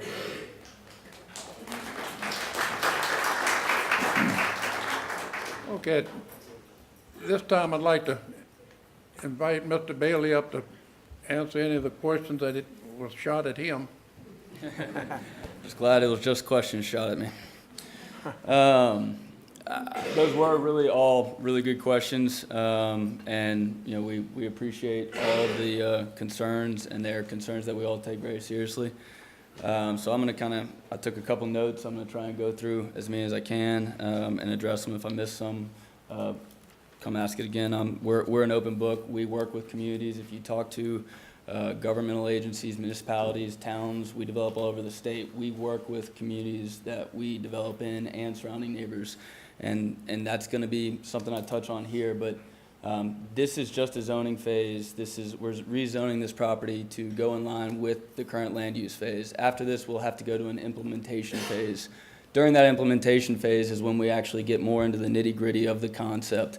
And that is something that we are happy to sit down with neighbors. We're happy to hold a charrette, get you guys in. We'll talk about some of the concerns about the plan itself, what we can do, and some of those things I'll talk about here. But we do want to work with everybody. We want this to be a community that you guys can be proud of, that you can be a part of, and that we can have you guys want to have here. So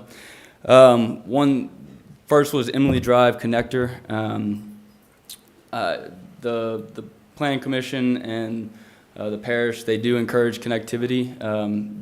From our standpoint, we believe in connectivity. Without it, you do increase traffic issues. However, it's not something that we die on the sword over. We're going to be asked to have that connection to Emily Drive. It's not something that we're dying to have. If we didn't have to and that would solve a lot of problems, we'd work with you guys on that. But I can tell you, I understand that most municipalities require connectivity nowadays. Lots along Emily Drive as a buffer. That's something in this implementation phase we're happy to look at and work with everyone to increase some of those lot sizes along Emily Drive to become more in kind with some of the lots. I can't promise that we'd be able to match your exact lot sizes, but we are willing to increase lot sizes along Emily Drive to create a better buffer that you guys would be happier to have. From an HOA standpoint, I think Brady or someone mentioned that they talked to one of our engineers. All of our parks, lakes, jogging trails are open to the public. Those are not restricted. Our pools are restricted to just the HOA, but I would be willing to talk to the people on Emily Drive about becoming members of that HOA and offering a reduced rate to essentially have a pool membership. We'd be happy to talk to you guys about that and give you something that we can work out and make attractive to anyone in there. You'd have the option to buy in at a pretty reduced rate and have essentially a swipe card or a pool membership to the gym and pool. So that is something we would work with you guys on. Apartments, the current zoning in place is what we're going off of, which allows about 20 units to the acre on apartments. So we'd be looking at 400 apartment units.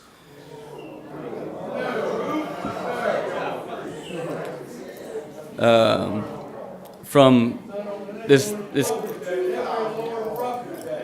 goes back to, we've done these kind of apartments in almost all of our mixed-use developments. If you go look at those developments, we've been doing them since the early 90s. We didn't develop Sherwood, I promise you that.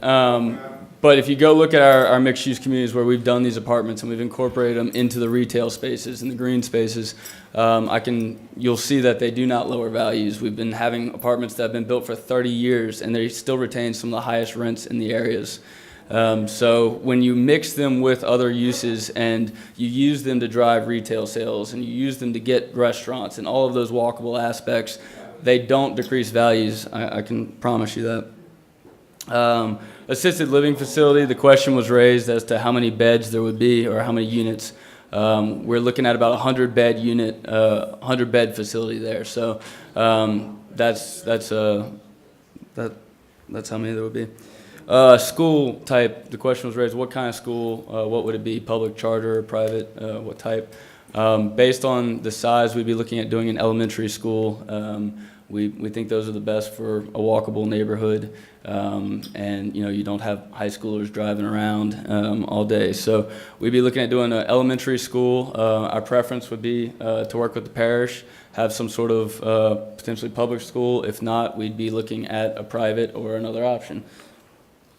The question was raised about, can we go further in? Can we expand this one day? We actually did a study on the woods and a wetland study, and the woods are they're about 90% wetlands, or they've got a lot of wetlands in them right now. So from that standpoint, it's not a viable option for us to expand, and I don't anticipate that ever happening. Drainage, I know that's a hot topic for everyone nowadays, as it should be. We take a lot of pride in making sure that the neighborhoods we build have enough retention ponds, adequate drainage to make sure that there is no flooding. From our standpoint, it's a death sentence if any of our houses flood, because we're here for a long run. If a house floods in our neighborhood or nearby, it causes really bad publicity, and you're not going to be able to sell in future phases. We have about 70 developments across the state right now.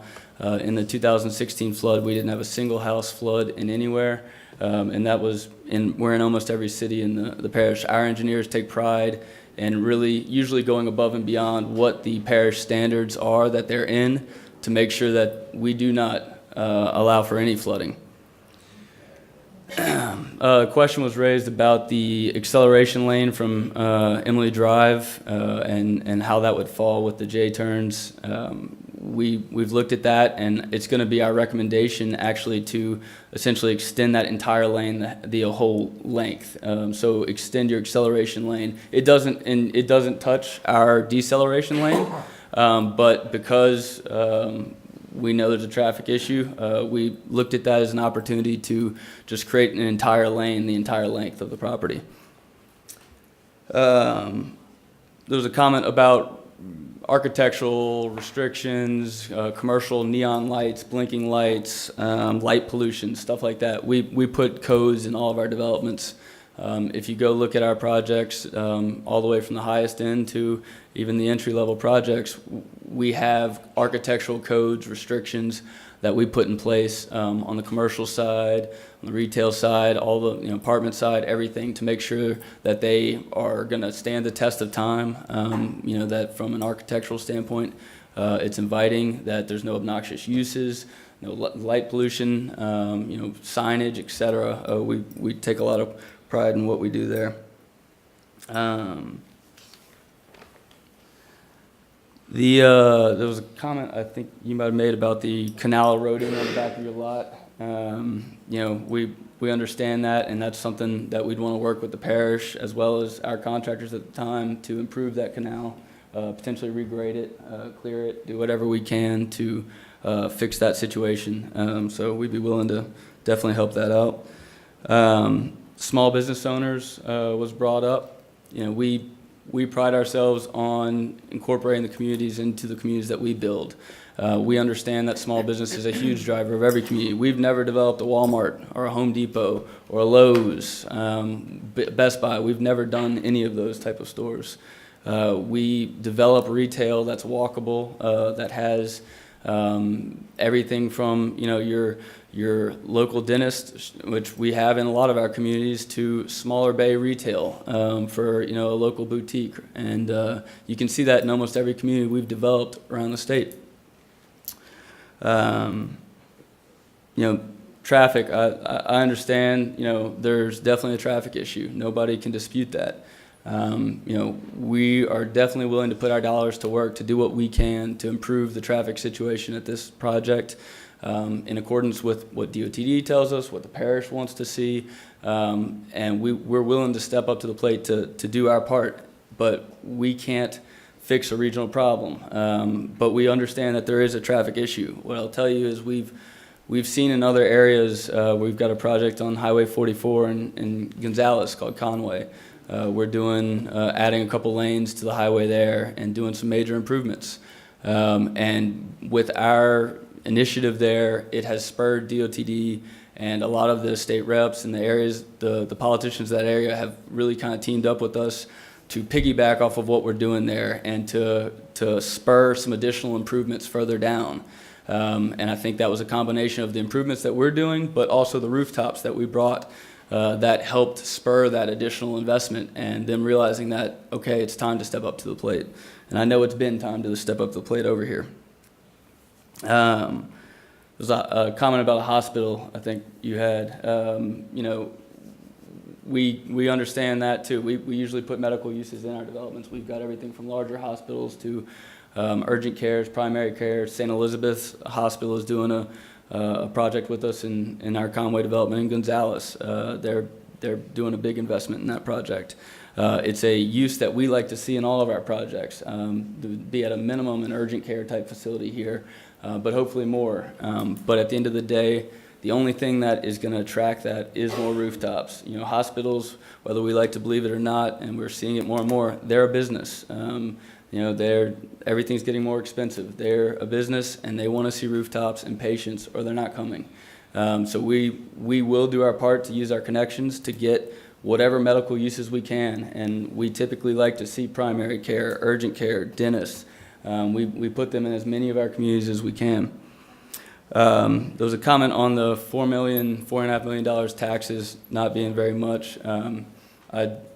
I beg to differ on that one. I think, when you look at what you can do with that and how you can actually bond that out and put that to use, that goes a lot longer than just $4.5 million a year. You can actually bond that revenue stream out over time and actually use that to do very impactful projects in your parish. Projects that you guys can decide what is necessary, but when you have a revenue stream that is calculable and bondable, you can put it to good use. At the end of the day, this is a zoning phase. This is not the implementation phase. We're sitting here looking for the zoning that's in accordance with the land use plan that exists today. We'll have to come back to the Planning and Zoning Commission as well as the council to go over the concept plan, and that's something that we are willing to work and make some modifications, like I said, to some buffers to Emily Drive, look at pulling the apartments back off of the buffer to Emily Drive and creating a single-family buffer there, and not having the apartments back up to those houses. Other items like that, you know, if we want to look at possibly some more public green spaces that can be used by the surrounding neighbors. Other initiatives too that we can put in place to make it a better development for the community. We're happy to do that, but step one is to get the zoning in place so that we can go ahead and start making those changes, make those concept plans, redo portions of the master plan to be more in fitting with what everybody would like to see, and we're willing to work with the community on that. So I thank you all for your time, and I appreciate all of the good comments tonight. We haven't decided what phase one is. on your flat, aren't the apartments phase one? There's a portion of the apartments, they'll probably be done in 3 phases. I'd like to get some clarification.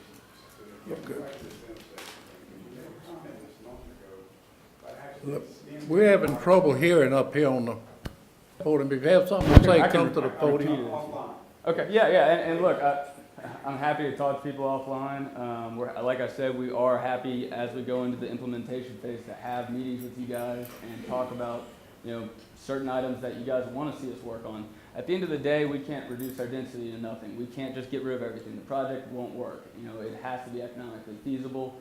You know, that's what we are in business for, but we're willing to sit here and work with you guys to figure out how do we create buffers? How do we do this?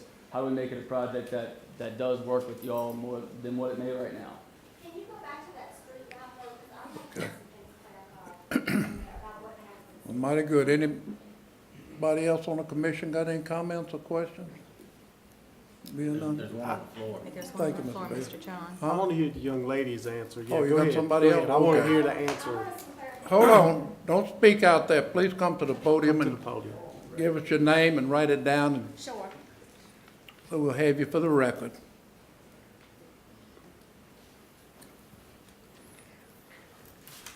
Thanks for having me. My name is Elena Semino. I do live on Emily Drive. I actually have 2 questions, one for Mr. Pee Wee, but one of them first. Okay, earlier it was asked about the Emily Drive intersection, and according to this picture, it shows that Emily Drive, Antonio at Burger King, and Riverside will no longer be able to cross the highway, is what it looks like on here.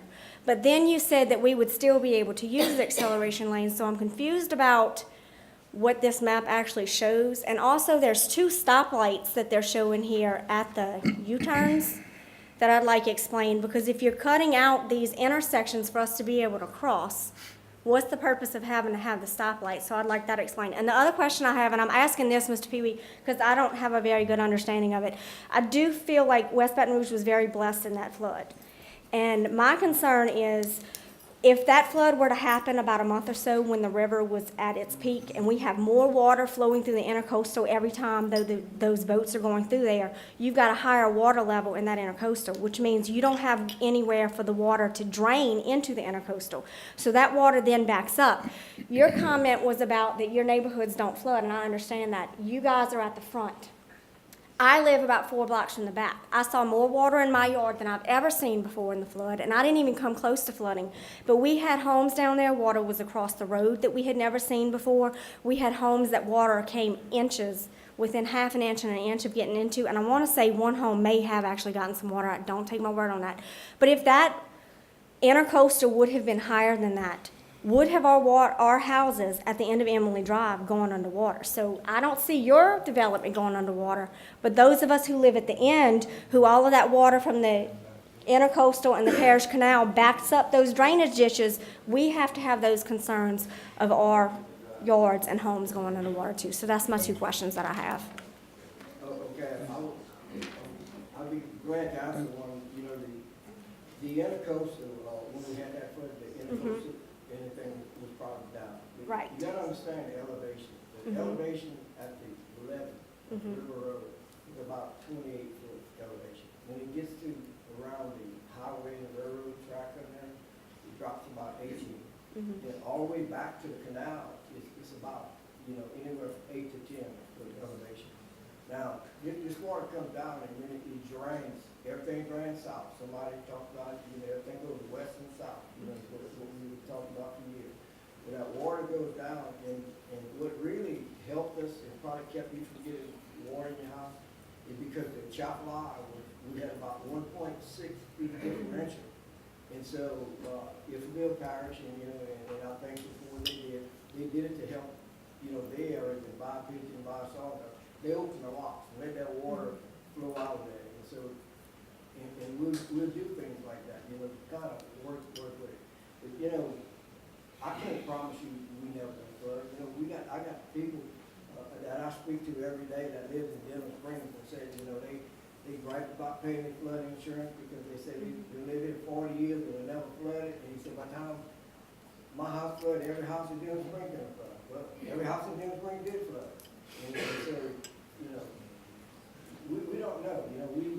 We do the best we can in the low part of the parish, with things that, the acts of God, the things that we can't control.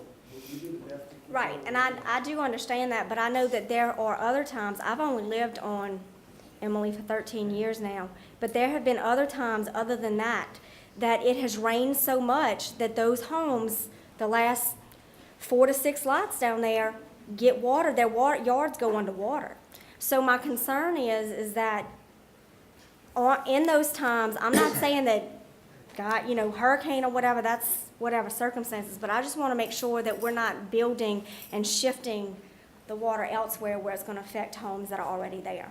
Kevin, floodplain administrator, and he can tell you, the lines aren't straight, like I tell you, that water runs from the left and it goes down, but there's little pieces that come in and out, we'll get, some of those houses won't even drive water in flood zone, and require flood insurance, well, a lot of them did not, maybe some even passed you warning the flood zone, And are now. And it's because the elevations changed a little bit of the property. Like if you roll sloughs back, hundreds of years ago, Okay, Can you thank you, ma'am. finish clarifying that so we can understand it, please? It just seems like an inconvenience to a lot more people if this is accurate, what it shows, than just one neighborhood coming in. Thank you. And I'll let Ellen, our Neil Schaefer, who did our traffic study, talk on this a little bit, but right now, this plan is what DOTD has planned for Highway 1. We're essentially implementing the part that would be in front of our development, but this is not something that we created. It's not something that we designed. It is their plan for what they're going to be implementing. So the recommended roadway improvements for this development are only U-turn number 4 and U-turn number, 3, that's north of the development, and the left turns from LA1 into the development and into Antonio Road. Those are the only limits of what we're talking about. The rest of it is due to the LA1 corridor plan. And while we do have signals shown on here, those signals are not traditional full access signals that you're probably familiar with that have a lot of delay associated with it. These, because they're restricted movements, it actually has less impact on LA1. So there's nothing that's going to happen. Okay, thank you. no, not as a result of this development. Pardon me, help. Please, if you got individual questions, catch them after the meeting. But no, we're getting down to individual questions, and you've already had your talk. Thank you. This is a matter of public record, And, you do need some explanation there, because it seems to be inconsistent. The man said that there's going to be acceleration lane, but clearly, the pictorial there does not show an acceleration lane. So, it's a matter of public record. We would like to, I think, as Exactly right. on record here, to make sure that they understand that what that thing shows does not show an acceleration lane. You're exactly right. It's public record. We want to make sure everybody has their chance. And I'm happy to. Everybody's had a chance to talk. I'm happy to touch on that. You are correct. It doesn't show it on there. It's DOTD's plan right now, but we're going to push to make sure that does stay. We're not going to take out the acceleration lane. This is their long-term plan. Their long-term plan would remove it. We're not going to remove it, and we want to extend that lane all the way to our development. I don't see how that's possible. You clearly eliminated the access out of Emily Drive. We're not touching Emily Drive. I will go on public record, we are not touching that intersection. Are we doing this, is the state doing this as a result of the development? No, this has been their Okay. plan for, how long has this been in place? It was done in 12 or 13, Kevin? Okay. Thank you, Mr. Bailey. I got a couple questions. Has State there been your a name- survey state your done on the name whole? again, please. My name is Caleb Kleinpeter. I live on Emily Drive. Has the whole REIT property been surveyed? What is the wetland acreage? The whole property has been surveyed, but most of the woodlands in the back is wetlands. What's the acreage? Can I speak to that, Taylor? Yes. They're only buying the front 150. I understand that. Outside of that, it's not inside of their scope. The Reeds are working on the wetlands on the back, and that's not been delineated. Okay, look, I hear Mr. Prejean, and I hear what he wetlands? says, and I said he's right. But let me speak right now. This is public record. And public record goes through this mic up here at this podium. It doesn't come out of the back of the audience with a sly comment. So please, if you have something, come to the podium and put it on public record. But all these comments from the back of the audience are not going on public record. We're trying to get y'all on public record. So please, work with us on that. So Mr. Pee Wee was saying 450 acres of wetlands? I'm just saying that the tract is about a 600 acre tract, more or less, and if you got 150, at least 450 left. Just total land. Okay. So it still didn't answer. Anyway, if a school is not approved, will the land stay common ground or will more houses and apartments be built? I don't know what we do with, well, you got more, you want to? No, that's it. We have no intention of doing anything else with that property at this time, but we wouldn't create a 10, 12 acre park, but we'd have to come back to the council to decide what would be done with that use. But our preferred use at the end of the day would be a school, and we've got a lot of avenues to pursue to get that.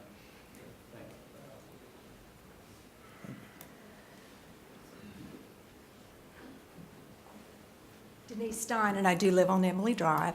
I know he's saying this is only the zoning portion of this whole thing, but I feel like this is the only time that we're gonna have our opinions heard. Once you get to the next phase, I'm not really sure. But anyway, my question is, now that we know the truth about how many rooftops and everything it's gonna be, 1,500, 2,000 cars, is this one exit gonna be sufficient for that? And if so, you have a red light at that crossing, but you won't be able to turn left onto LA1 from that crossing. So the only way that we get off of Emily Drive right now is if people get caught at the red light at Walmart. Now y'all are sending more cars our way, 2,000 more cars our way. And if they're going towards Baton Rouge, that's fine, they're gonna use the J turn, but we're gonna be competing with that too, because we're trying to get on the highway too. So I don't, you're just talking about us having to compete with more cars. So. Thank you, ma'am. Thank you very much. Hi, I'm Stacy Gotro, and I also live on Emily Drive. I just have a question. I have to be honest, I wasn't really up on all the information here, but I just wanted to come just to really kind of learn about it. But one thing that concerns me, I keep hearing about the school, and I'm just concerned because we do have such a good school system here. Is there any more information about, or is this still just in the zoning phase? Is there not a lot of information on that?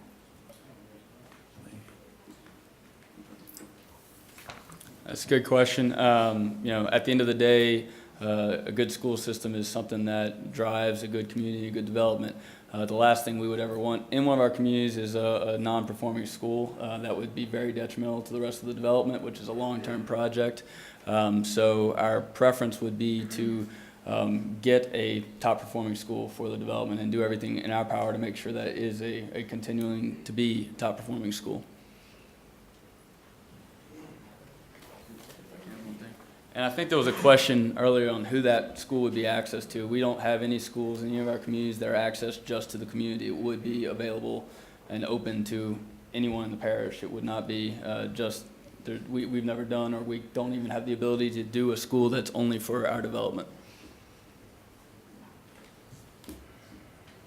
Hi, my name is Mike Talbot. I live at 2450 Emily Drive. All my neighbors know me as Fort Allen Radio. Been in business for 32 years. Been fighting, and sorry folks for being an inconvenience with the 18-wheelers. Try not to be, we try to get them in and out as quickly as possible. What are you gonna do for my 5 18-wheelers a week? That's gotta get in and out of my business with all your intersection stuff. Please come on and tell me. And I pay a lot of taxes in this parish, so come on, please tell me, please.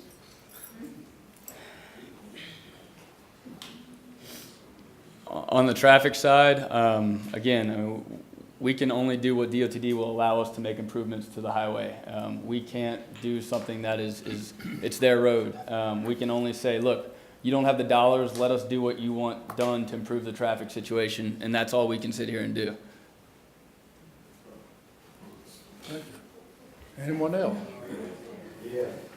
Well, I heard a pin drop on that. My name is Curtis Nealon. I live at 3741 Emily Drive.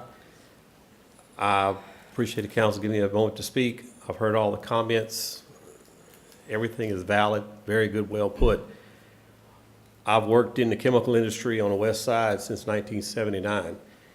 And one thing that hasn't been brought up is not if, but when we have a major chemical spill or catastrophe in our chemical industry, which is south of Addis in the Plaquemine region, with only one point of egress for anyone from Plaquemine north to exit the parish with the intercoastal bridge, which is rated an F. What's going to happen? If we continue to improve this infrastructure along LA1, more and more people coming in, more and more stress on the bridge, which has not anything going forward, and we have that major spill, we just put hundreds of thousands of lives at risk because no one's going to cross that bridge. It'll be completely shut down. So just to kind of tie some of those points together, that one thing has to be thought about is the industry that's south of our district and what could happen when it happens on the movement of all these people, all this traffic back out through that one point of egress. Thank you. Thank you, sir.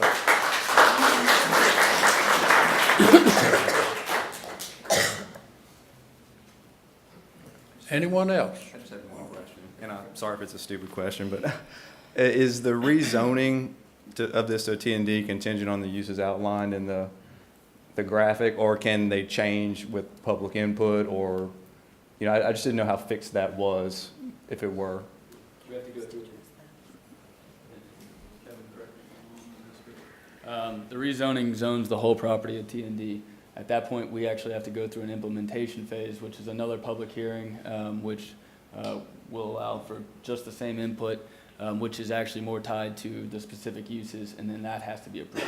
So this is just rezoning the property for T&D. Be another public hearing to actually talk about what the specific uses are, and at that point, we can look to even amend some of these buffers and look at some of the stuff we can do to improve. But this is just a rezone for the whole property, not the implementation and the concept of each individual parcel. Okay, thank you. Anybody else? Anybody else? James Palermo. We talk about State your name again. I'm sorry, James Palermo. Everybody knows me as Jimmy. Well, yeah, we know you, but they say we still. I When she's listening to the tape, she wants to know. I'm sorry, James Come Palermo. We always talk about, you know, being honest and forthcoming. But I think only one person here that I know of got a letter in the mail about this meeting. I think they put a small, maybe 12 by 12 sign at the end of Ella Street, which is between two houses. I don't look down Ella Street to look at the pasture. That's not being forthcoming to the public. You probably put it in the paper. I don't read the paper every day. Maybe we could post signs. I think the neighbors is the ones, Mr. Talbot kind of got the ball rolling because we have a Facebook account on the Emily Drive. You know, that's not forthcoming. It seems like you're hiding something that you don't want a big turnout, you don't want the community to voice. I know you're saying it, and I know you mean it, but 150 people in here would be excessive. I imagine you probably wouldn't want all of that. But that doesn't seem to be forthcoming from our community members, our politicians, council members, and what have you. Just my point.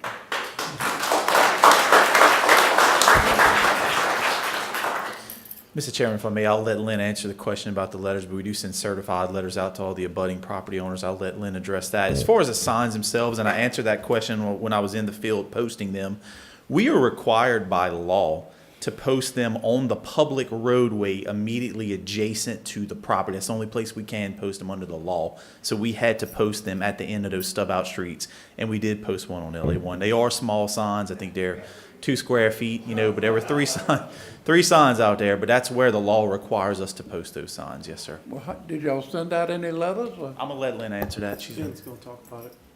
4, 5?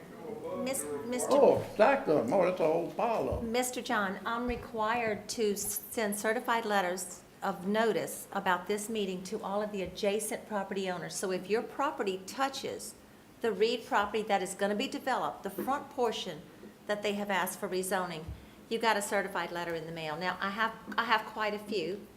It's not unusual for this to take 2 weeks, 3 weeks. These go out as soon as it's introduced.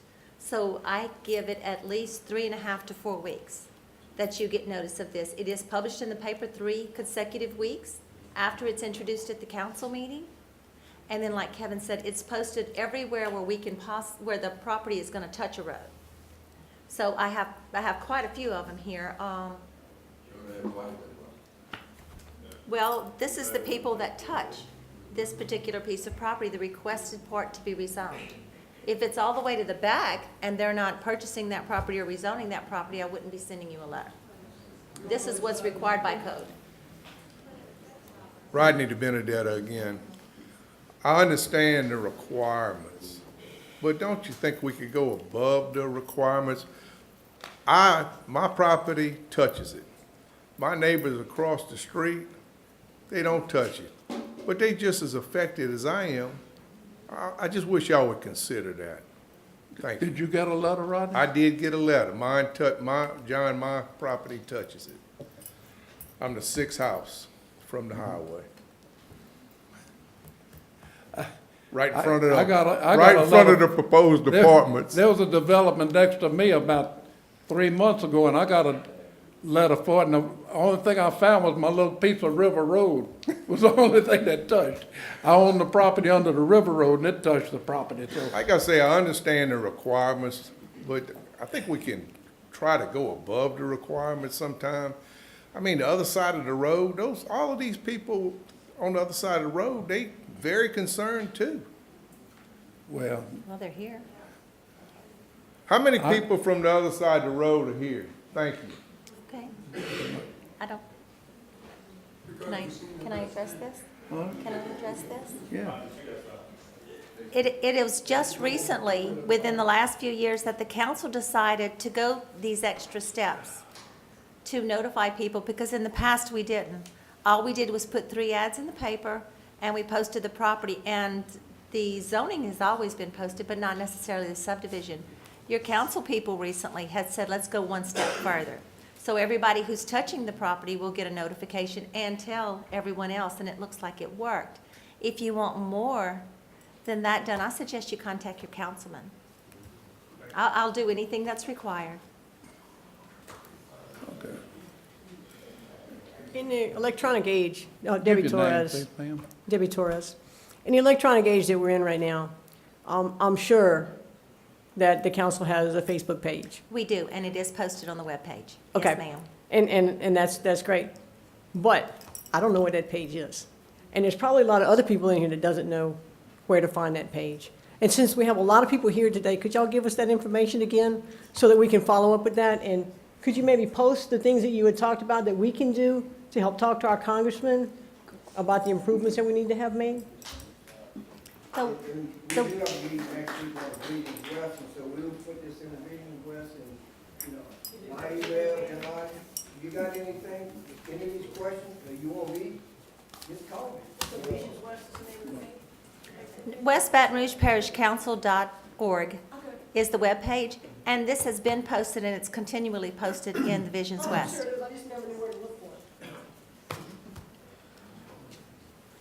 Well, it's good to see how many of y'all showed up tonight, because it shows you're very interested in West Baton Rouge, and definitely interested in what goes on in your neighborhood north of Bruley. And also, I mean, that means a lot to us, because we're up here wanting to get your input. And like I said, y'all showing strength, and strength is what it takes. So we appreciate everything y'all have done tonight as far as coming out here, and y'all have gave us some very good comments and suggestions, and our parish president was listening to it, and Mr. Kershaw was here earlier. I guess he's still here, but he was listening to your comments, and so they all have them, and that's going to go back to the council meeting next week also.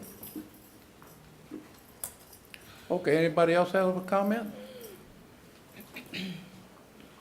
Being none, I'll close the public hearing.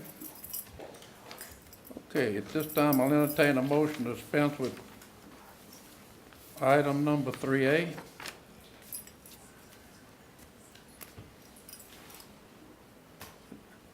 Ray, that's your area, or So you're looking for a motion, Mr. John? that's your? Okay, so let me start off by thanking everyone for showing up, and the comments, like Mr. John said, I'll echo that. They were very well received and very well thought out, so I sincerely appreciate that. You know, there's two parts to the commission. Zoning is now, and then the planning stage is to come. And I think part of the commission's responsibility is to look in the future, but certainly not to avoid the present.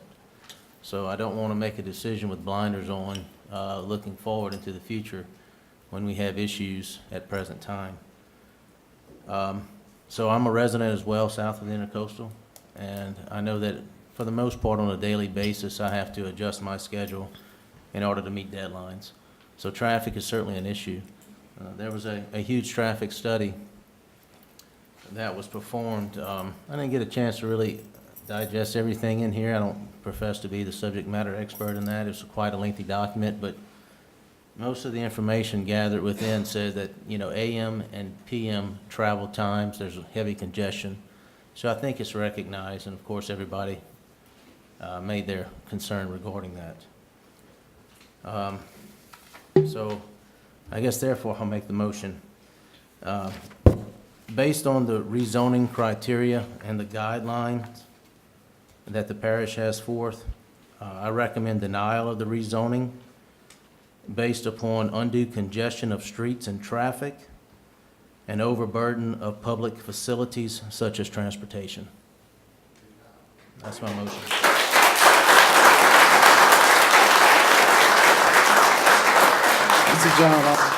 Mr. John, if I could, I'll second that motion. And Mr. Chair, Motion seconded. Mr. Chair, before the vote is taken, sometimes it gets loud in here after the vote. This item is coming up next Thursday. That's April the 12th at 6:30. I just want to make that announcement before the vote is taken, so everybody's aware of that. Be April the 12th at 6:30. Okay, there's been a motion and a second. Is And a there any second right here. discussion? Yep. So we need yes to deny. Being none, we'll vote. Need yes If to you would, deny. mark your ballot. This is a vote for denial. Right, correct. So a yes vote is for denial? Yes. A yes Yes, vote is for sir. denial. Okay. You understand? Okay, if you would, mark your ballot. Yes, it did. It was unanimous.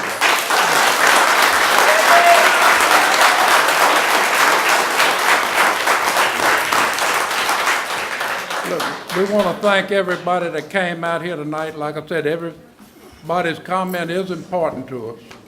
And we appreciate all y'all have done by giving up your time, and we're sorry for the people that had to stand up so long. Thank y'all.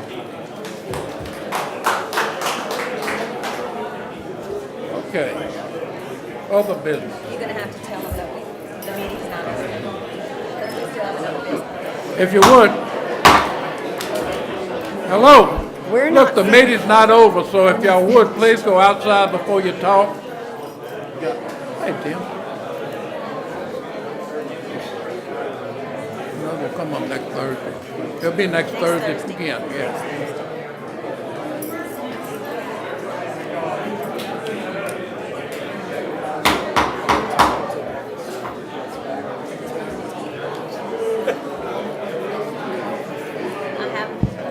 I have no other business, Mr. Chairman.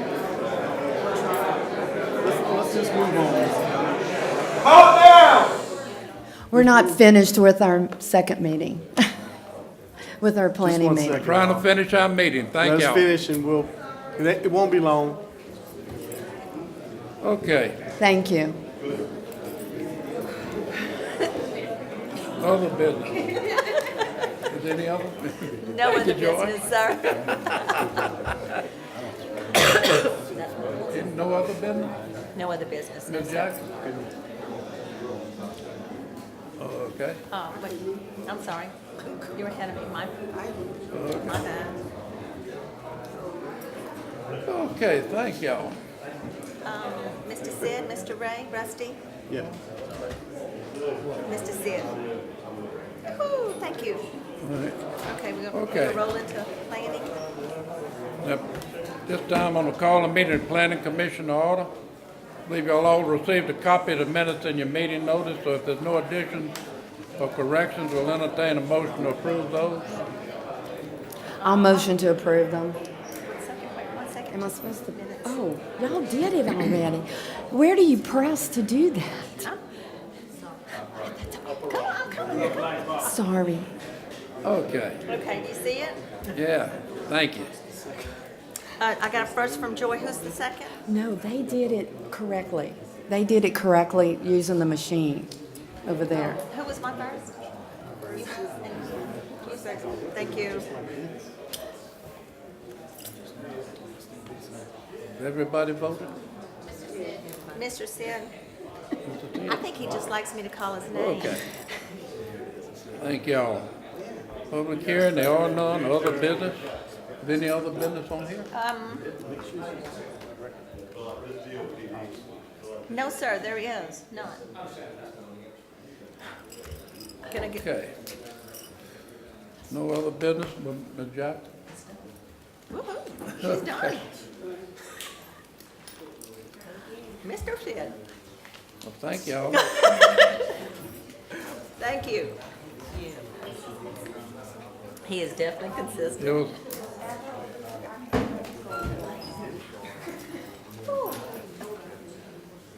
a little lengthy, but like I said, we had some good comments and suggestions. You were the best chairman we possibly have, Mr. Jones. Oh, thank you. Thank you very much.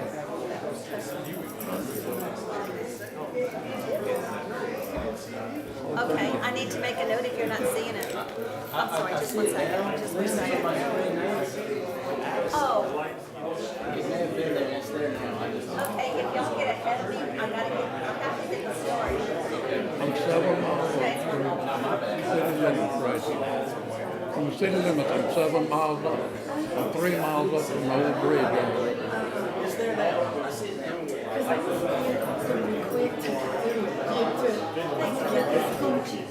know the name.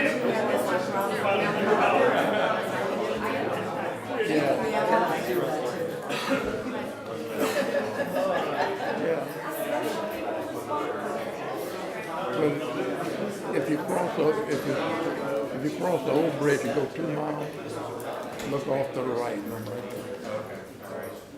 You wanna know where I live too?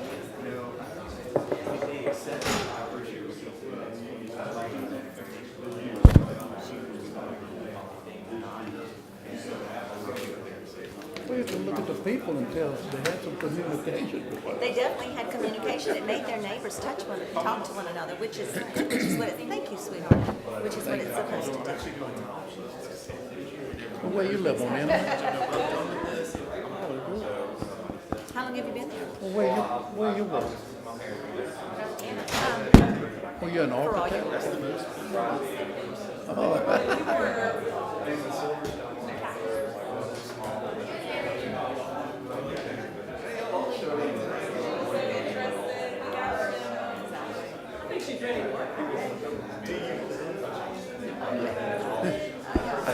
I've said that all the time.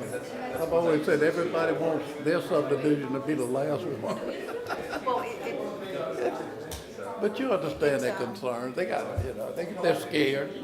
Now, you know, some of those people out there, because things have happened on every, when there's a variance or a zoning or anything like that, it's $300, this is just my, it's $350 to rezone property. However, I send them a bill for these. Okay, these people pay $300. I'm good. Thank you, Mr. John, I appreciate it. $300 is nothing to a big corporation, but if you just wanted a special use for what you're doing, if I had to send everybody down Emily, you would be paying $350 for the rezoning and $1,200 or $1,500, which isn't reasonable. And it's not my duty, and I appreciate you realizing that, it's not my duty to just take it upon myself and notify everybody. I can't do that. Exactly.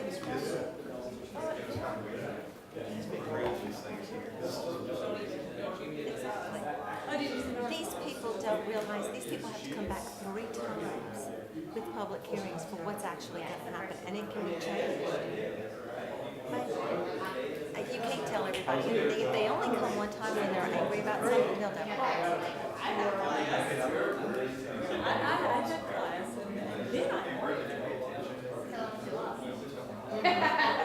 Well, I was fixing to say that if you happen to be at a council meeting before the introduction, you know what's coming.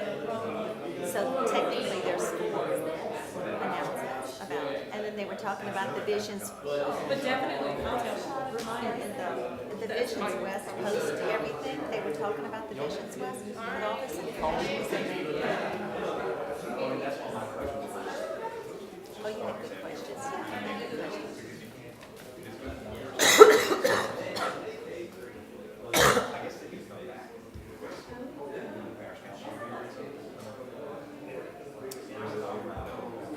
What? Oh, no, they have to come to the council. This is only a recommending body. This is not turned down. This is strictly, and these, I don't know why these people didn't realize this is a planning commission meeting. These are commissioners, not council members. They're not elected, they're appointed.